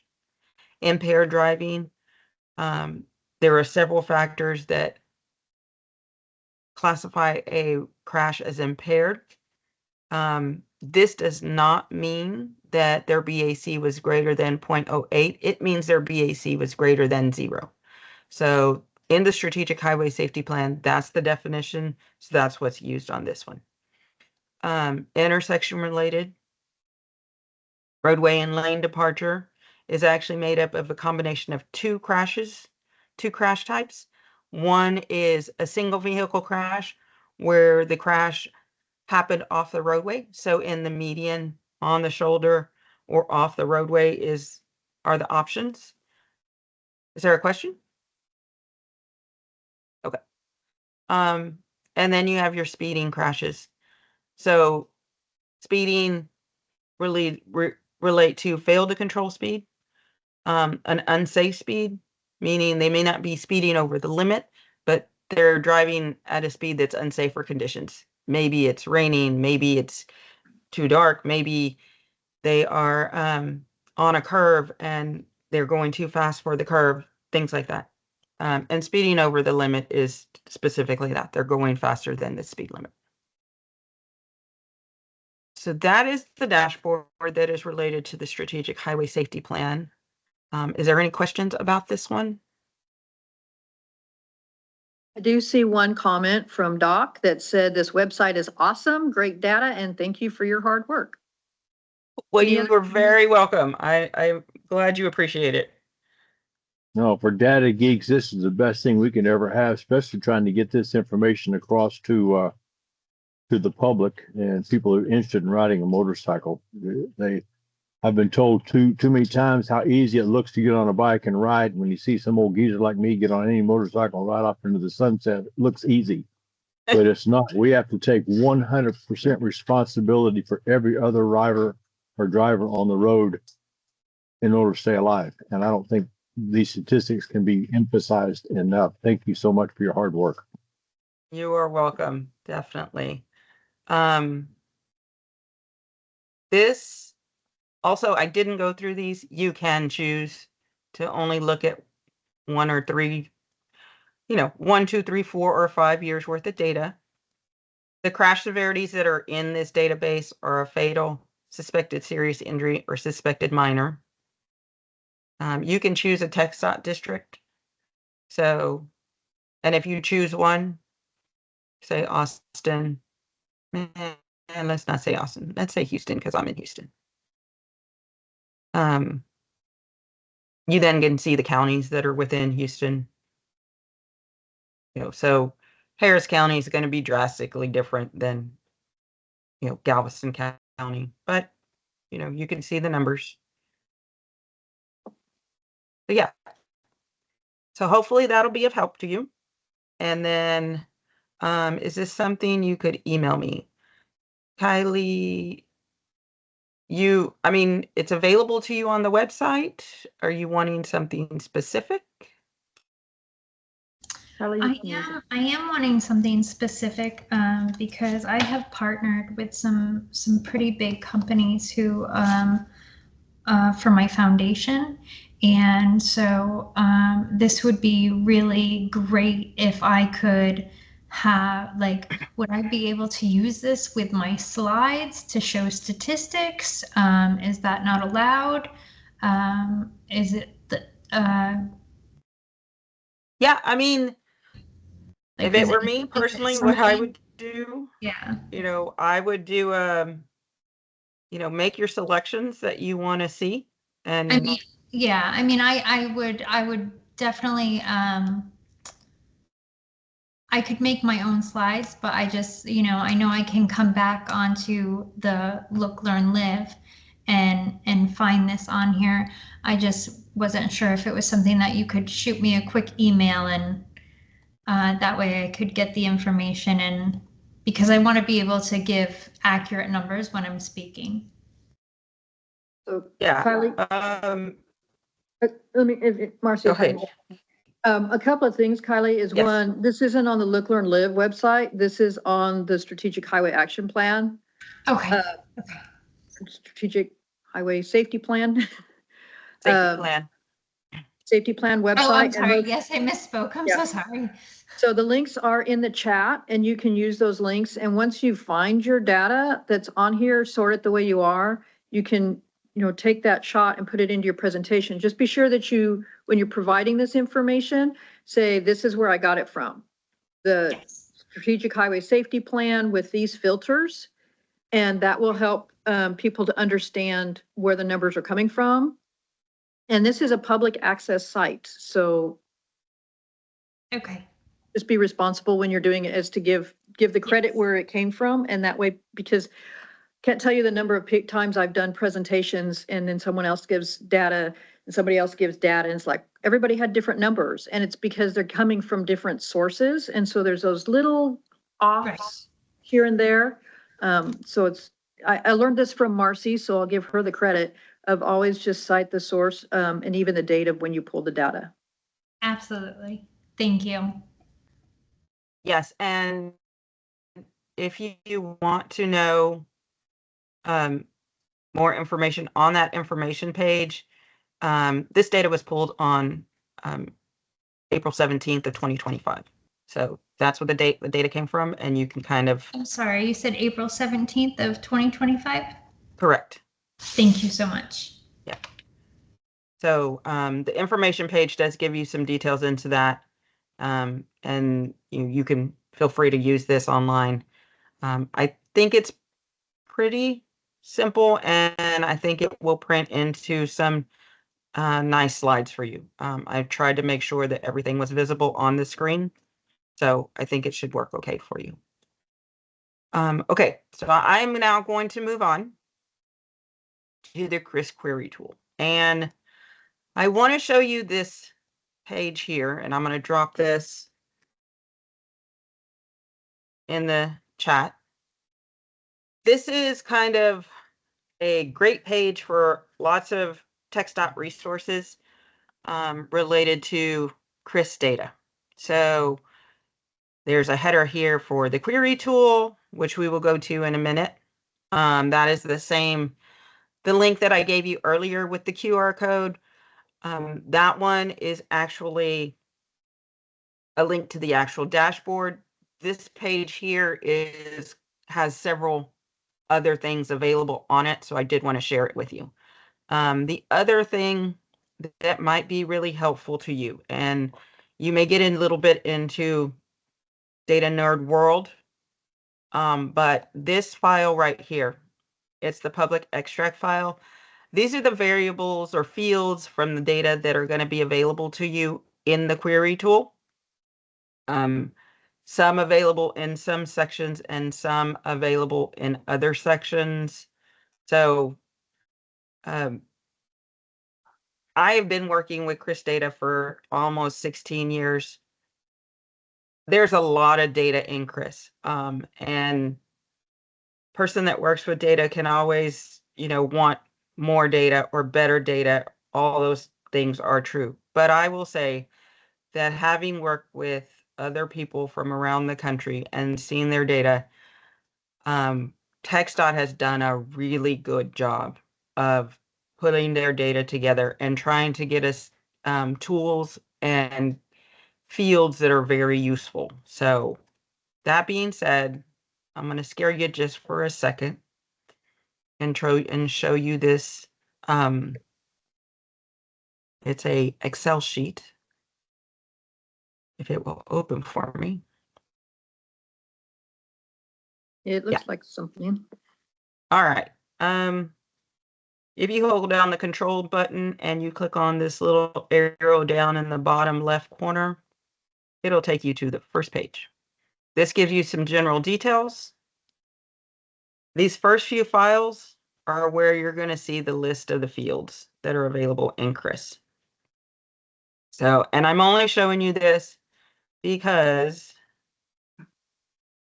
you're about to see some of these fields in this query tool. And so this is kind of an area that gives you a definition. So that's what this is. I don't want to get too into this. It's a tool.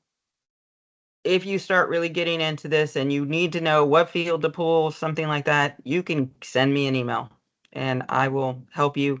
Send Kathy an email and Kathy will help you. We will try to help you work through this if you need help and you're going to really get into this. But so this spreadsheet has every field that's available in Chris. Thank you so much. No one needs to see my Excel stuff on the other side. Okay, on to the query tool. So this is what it looks like when you open the query tool. There are several things on here.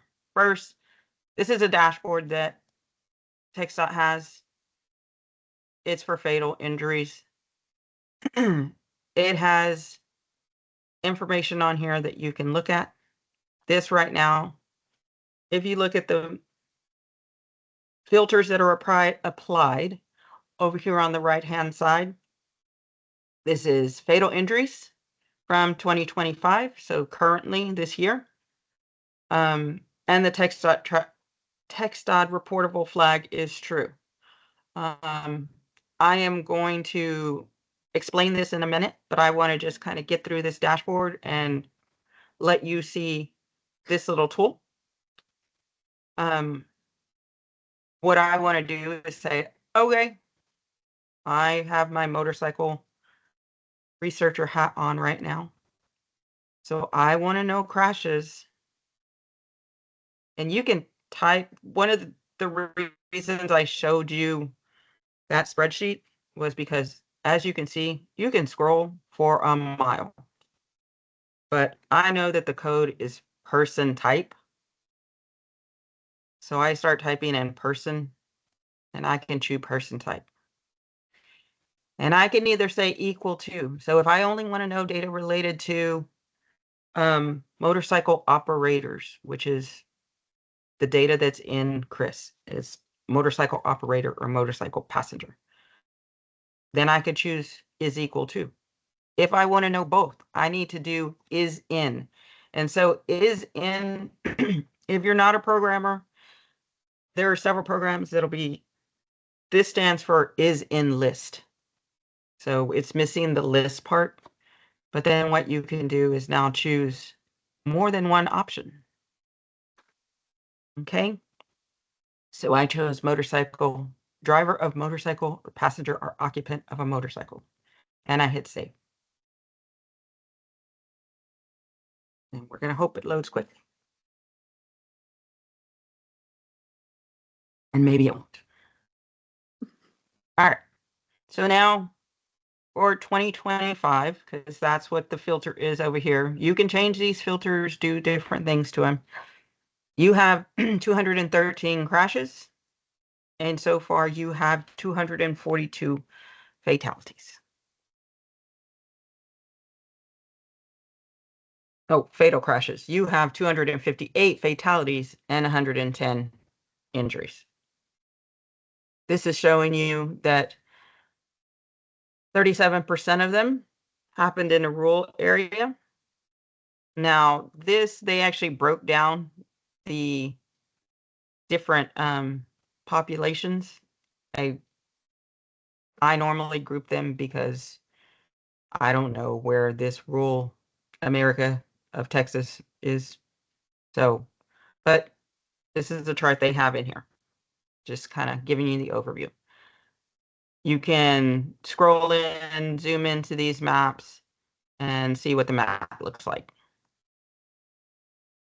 You know, up here, I could have added another filter and said Travis County.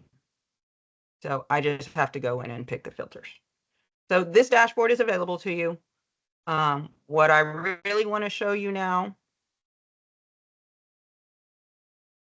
I'm going back to the homepage, and this little tool here is the query builder. And I said there are other things you can do here, but we're going to move into this. So basically, this statement says that if you pull data from here, this is what you pulled. It's not TxDOT pulling it for you. It's you doing this. So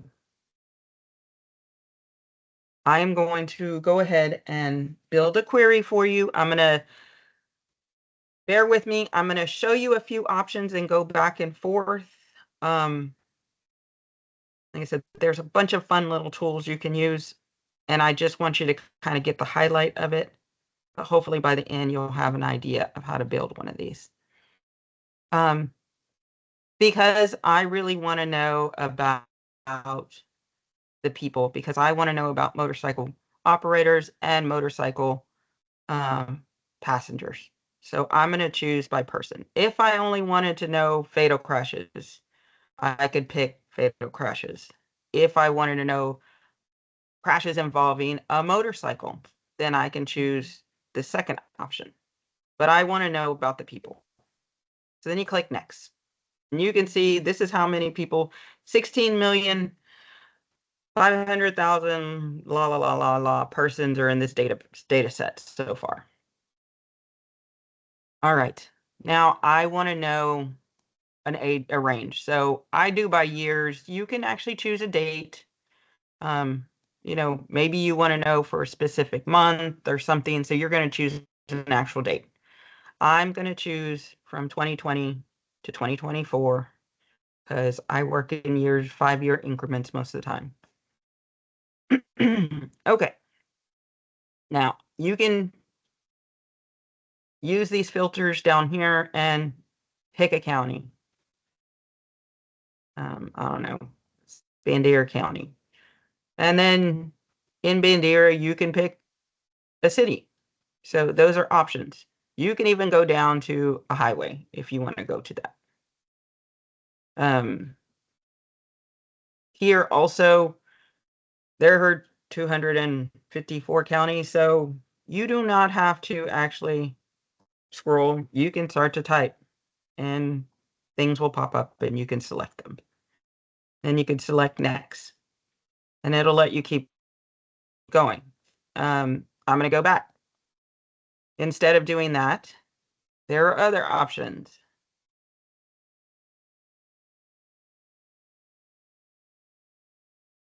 There is an interactive map tool. Usually I need something by county or city or something, so I don't use this, but you can. You can scroll in and click draw. And normally if you're going to want to click an area, you're going to pick a polygon and you're going to click. So 1 click, 2 clicks, 3 clicks. And when you're done, double click. So now you have an area. You can say save location. And it's going to give your crashes by that location. So you can do that. You can choose all the state of Texas. So I'm going to do all the state of Texas because that's what I want to know right now. All right. When you are building a query, and I want you to, as soon as you open the Chris query, to remember my voice and me saying, you need to add a filter. And it is called text.reportable flag. This is not automatically selected for you. If TxDOT runs a report about crashes, they select this flag. You want this to be is true. So you want in the data set, if you have is true, then this field is populated with a yes, with a Y. And let me go back. TxDOT-reportable flag is any crash involving a motor vehicle in transport that occurs or originates on a traffic way, results in the injury or death of any person or damage of property of any one person to the apparent extent of $1,000. So it happened on a public roadway, someone was injured or died, or there was $1,000 in damage done. That is a TxDOT reportable flag. What is not a TxDOT reportable crash? To give you some examples, and I don't mean to say that, these other types of crashes are not important. It's just, this is what this means. Say there's a crash in a parking lot. That's not a TxDOT reportable crash.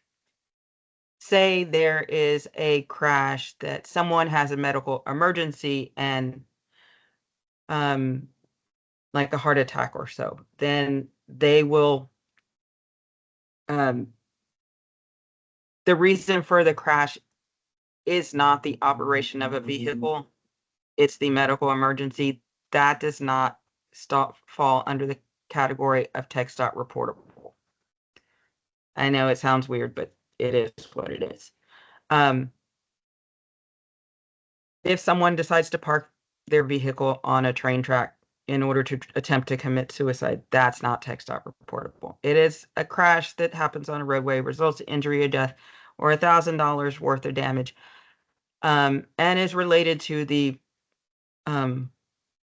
functioning of a motor vehicle. There has to be a motor vehicle involved as well. Okay, so always, always, always, always, TxDOT reportable flag is true. Okay, now I'm going to add some more. So I'm going to do person.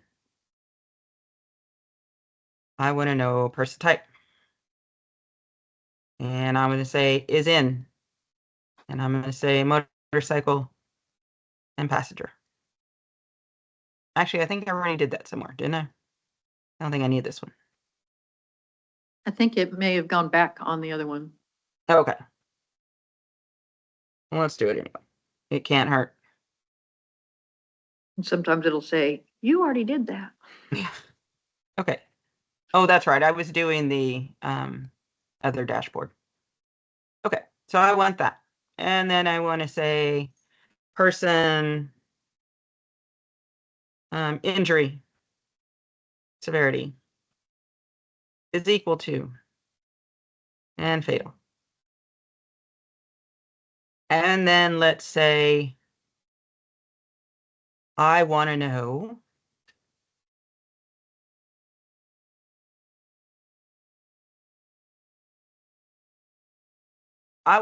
if they were riding on a,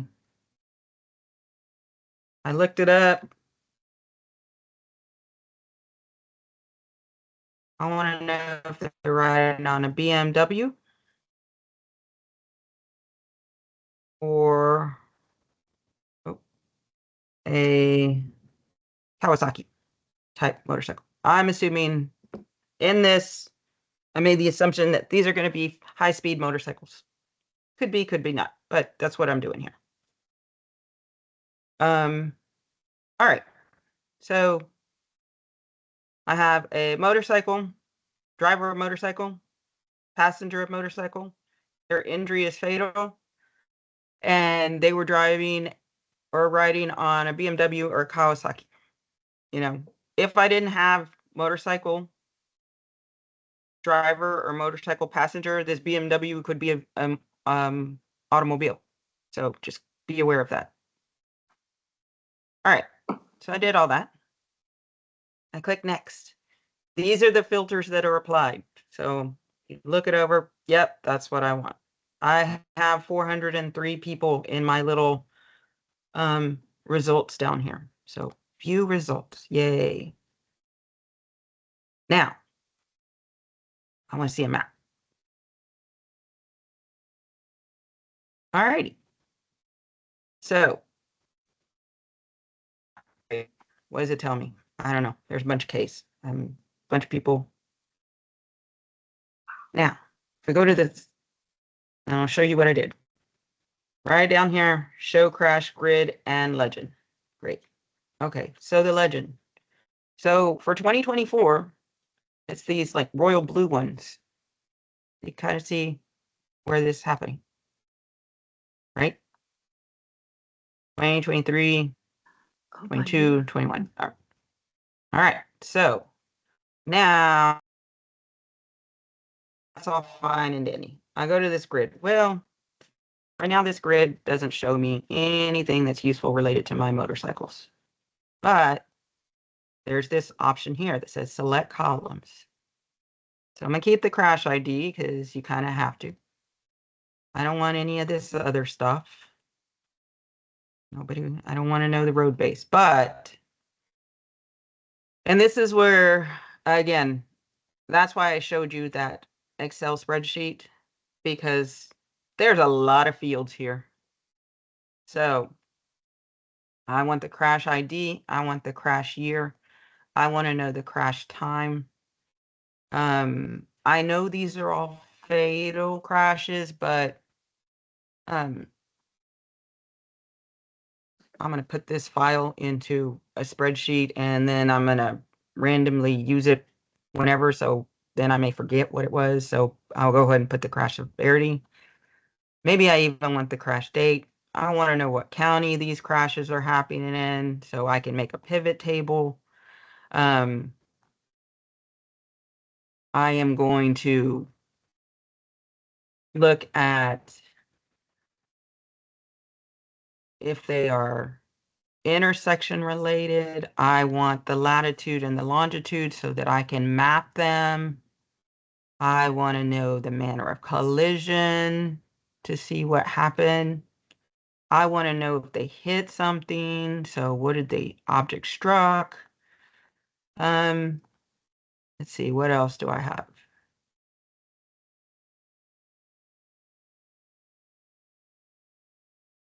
Is there a speed related? And I want to know, there is here, we're not going to know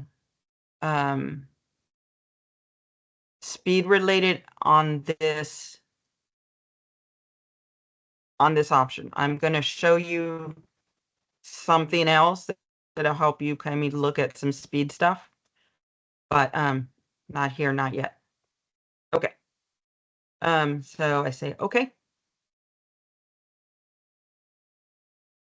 So now I have a table that is much more useful to me as a motorcycle researcher.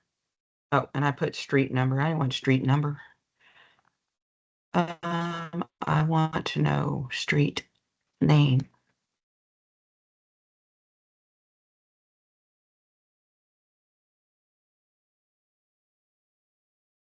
And then on here, you can make this bigger.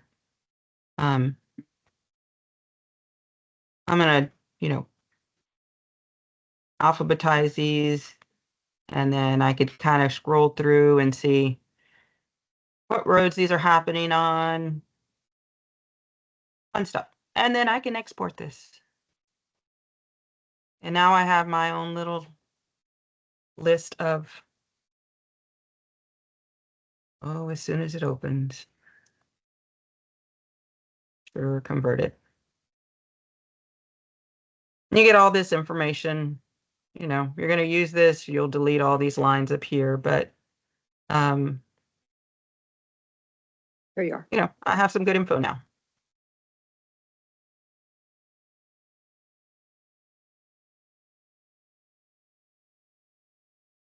So there you go, data nerds. Yeah. So Doc now will be I can going look down. at what the manner of collision was. What were they doing when they got in a crash? Were they one motor vehicle? Okay. Fun times. You have data now. Yay. Don't take. I don't need any more data. Okay. We've done that. We looked through it. I'm gonna, Kathy, am I running out of time? We're there, yeah. Okay. Let me show you one more thing. Pretty cool. Okay. You can create other charts, a bar chart. I don't find the bar charts all that useful. I rather have the data.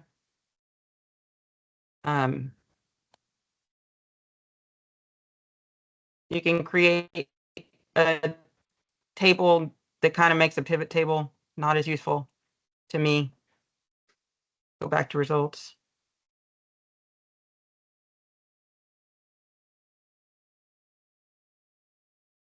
Here, Kathy was asking about create attribute list. So she was asking about individual speed, things like that. So I could choose unit now on this one. So you need to know there are more than one unit in a crash sometimes. So there may be more than one vehicle. So you want to put your unit number on here. And you want to put the vehicle body style. And maybe you want to do the vehicle make and model and say the year. And now I want to know the, where's it? Contributing factor. Oh, here it is. I want to know the contributing factor 1, 2, and 3 that was assigned to the unit. And also the possible contributing factor 1 and 2. Okay, I can know stuff about these persons. So now I need the person number, because that identifies the individual people that are in the crash. So a crash has a crash, and then you have a unit, and then you can have more than one unit in a crash, and then you have persons, and you can have more than one person in each unit. So you want the unit number, you want the person number. You want to know if they were wearing a helmet, you want to know their gender, you want to know their age. And you want to know their injury severity, right? Okay, good.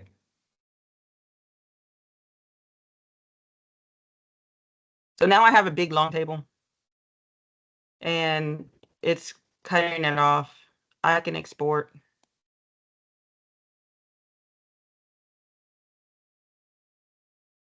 Yeah, convert. Now I have all this information about these people that were in my thing. I can look at my Kawasaki's and know how many of them are driving Ninjas. So fun stuff, y'all. I can know on my contributing factors. You have 5 of them technically, 1, 2, 3, and then possible 1 and 2. But let's say I want to know if one of those 3 speed factors were involved. So now I know that. So I've thrown a lot of stuff at you. Again, I know I'm running over my time. There's 1,000,003 other things I could show you. And you probably would still have questions. So reach out to Kathy if you start using these tools and you run into a problem, or reach out to me. And you can, I can try to help you as much as I can kind of walk through some of that stuff, but there's a lot in that tool, especially the online query. The strategic highway safety plan is a little less, it's a little more user friendly, less options, but maybe you get the information that you need and you can move on. If you're really wanting to get into the data and pull your own data, the query tool is great. So hope y'all that was helpful. Sorry it took so long. And thank you so much, Marcy. Is it just M-Perez? Is that right? Yes. Yeah. Oh, I'm sorry. I had on one of those PowerPoint screens, I put it on there, but I didn't show it to you. Yeah. There we go. Mine is in there and Marcy's. Marcy works on a lot of this different stuff and she's always in the data, but if you hit me up first, if it's something simple, I can probably help you with. And if not, then I'll forward it on to Marcy. Yeah. So thank you so much. I want to thank our other guest speakers, Sergeant Mallory from Department of Transportation, Department of DPS, Public Safety, Highway Patrol down in the Corpus Christi area, and our guest speakers from the Department of Licensing and Regulation, Shanesty and Ford, and then of course, Miss Marcy from TTI. We did go a little over today, so I just want to make a couple of quick announcements. One is our, see if I can go back to where my presentation was. Our next coalition meeting, it should be happening in September. Our dates currently available are the 4th or the 18th. The 18th is our last opportunity for setting that meeting. So we would really love to have a lot of participation in this. If you all have a preference, just shoot me an email or throw it in the text or the chat, and we'll get that meeting set and the information sent out. If you have any ideas of what information you'd like to hear about in that meeting, please also send those to me and we will build that agenda. And as I mentioned earlier, we're seeking for, oh, actually I didn't mention earlier. So we have tentatively been approved for our contract next year through TxDOT for this program, which includes our task force. But one of the objectives in there was the National Highway Traffic Safety Administration assessment of our state's motorcycle safety program. So they'll put together a panel of subject matter experts. We'll provide them with information about what we are doing in the state of Texas to promote motorcyclist safety. And we'll need a lot of help to gather that information.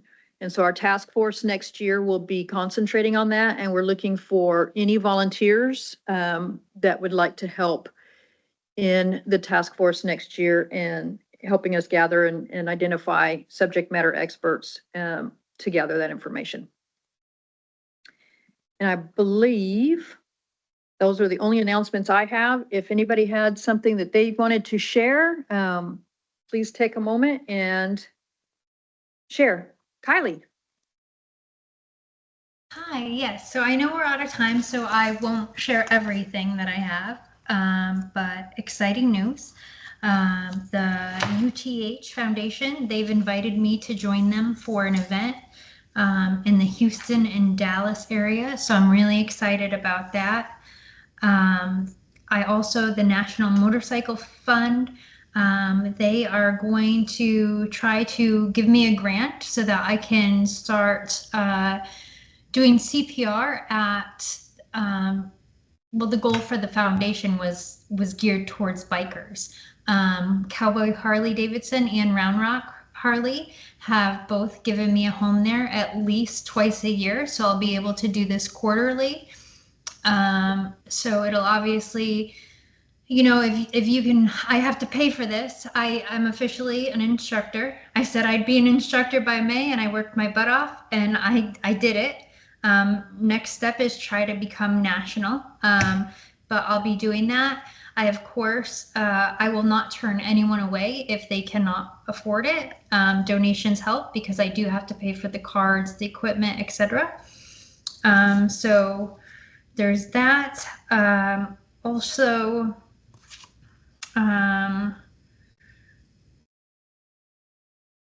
I got invited this weekend to Team 8 Foundation event in Colorado. So I can't CPR certify them, but I can train them. So I'll probably be headed to Colorado this weekend. So I think that's really cool. Onion Creek has offered me a venue space. I just have to find sponsors. They're going to allow me to do a motorcycle safety, like allow all my motorcycle people and the CPR people and Texas organ sharing to come to that event to try to spread the word. And that's why I was kind of curious about those slides. I've also paired up with TOSA.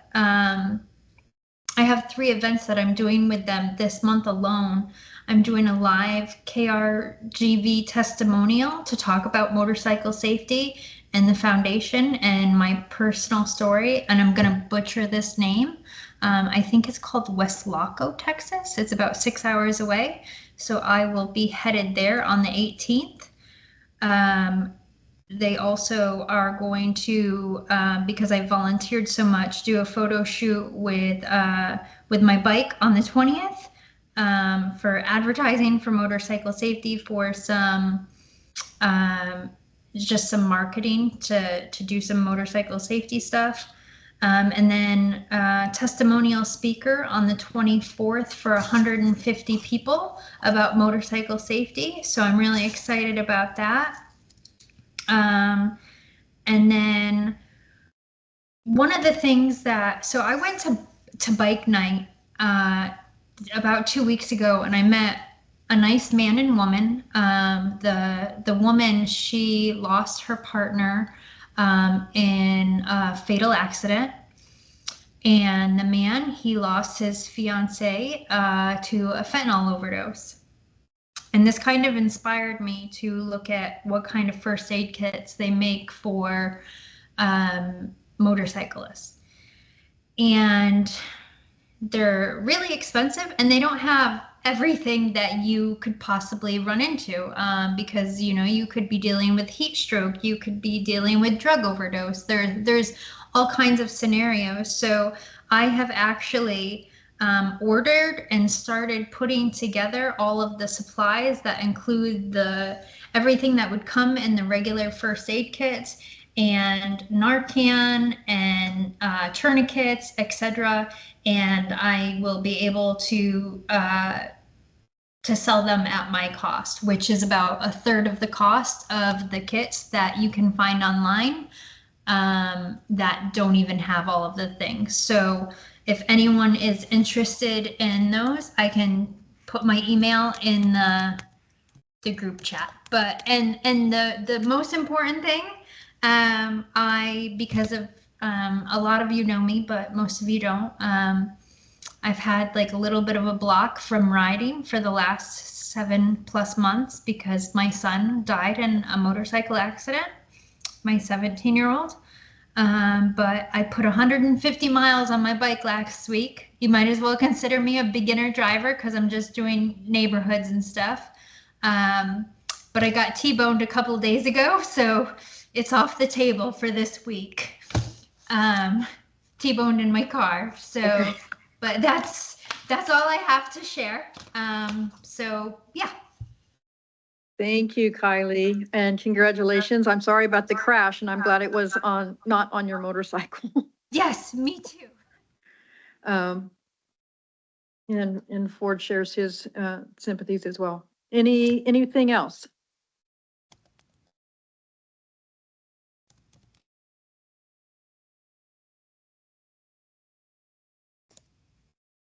Check the chat real quick. And I just put my email in the chat if anyone's interested in that. All right. Well, again, we thank you so much for everybody coming, and we appreciate you spending your time and even letting us go over a little bit and bearing with us through our technical difficulties. There have been a lot of storms rolling through the state, some of them severe. I saw one with a tornado warning in the radar on it just south of San Antonio earlier today. So please be careful out there. If there's water across the road, turn around, don't drown.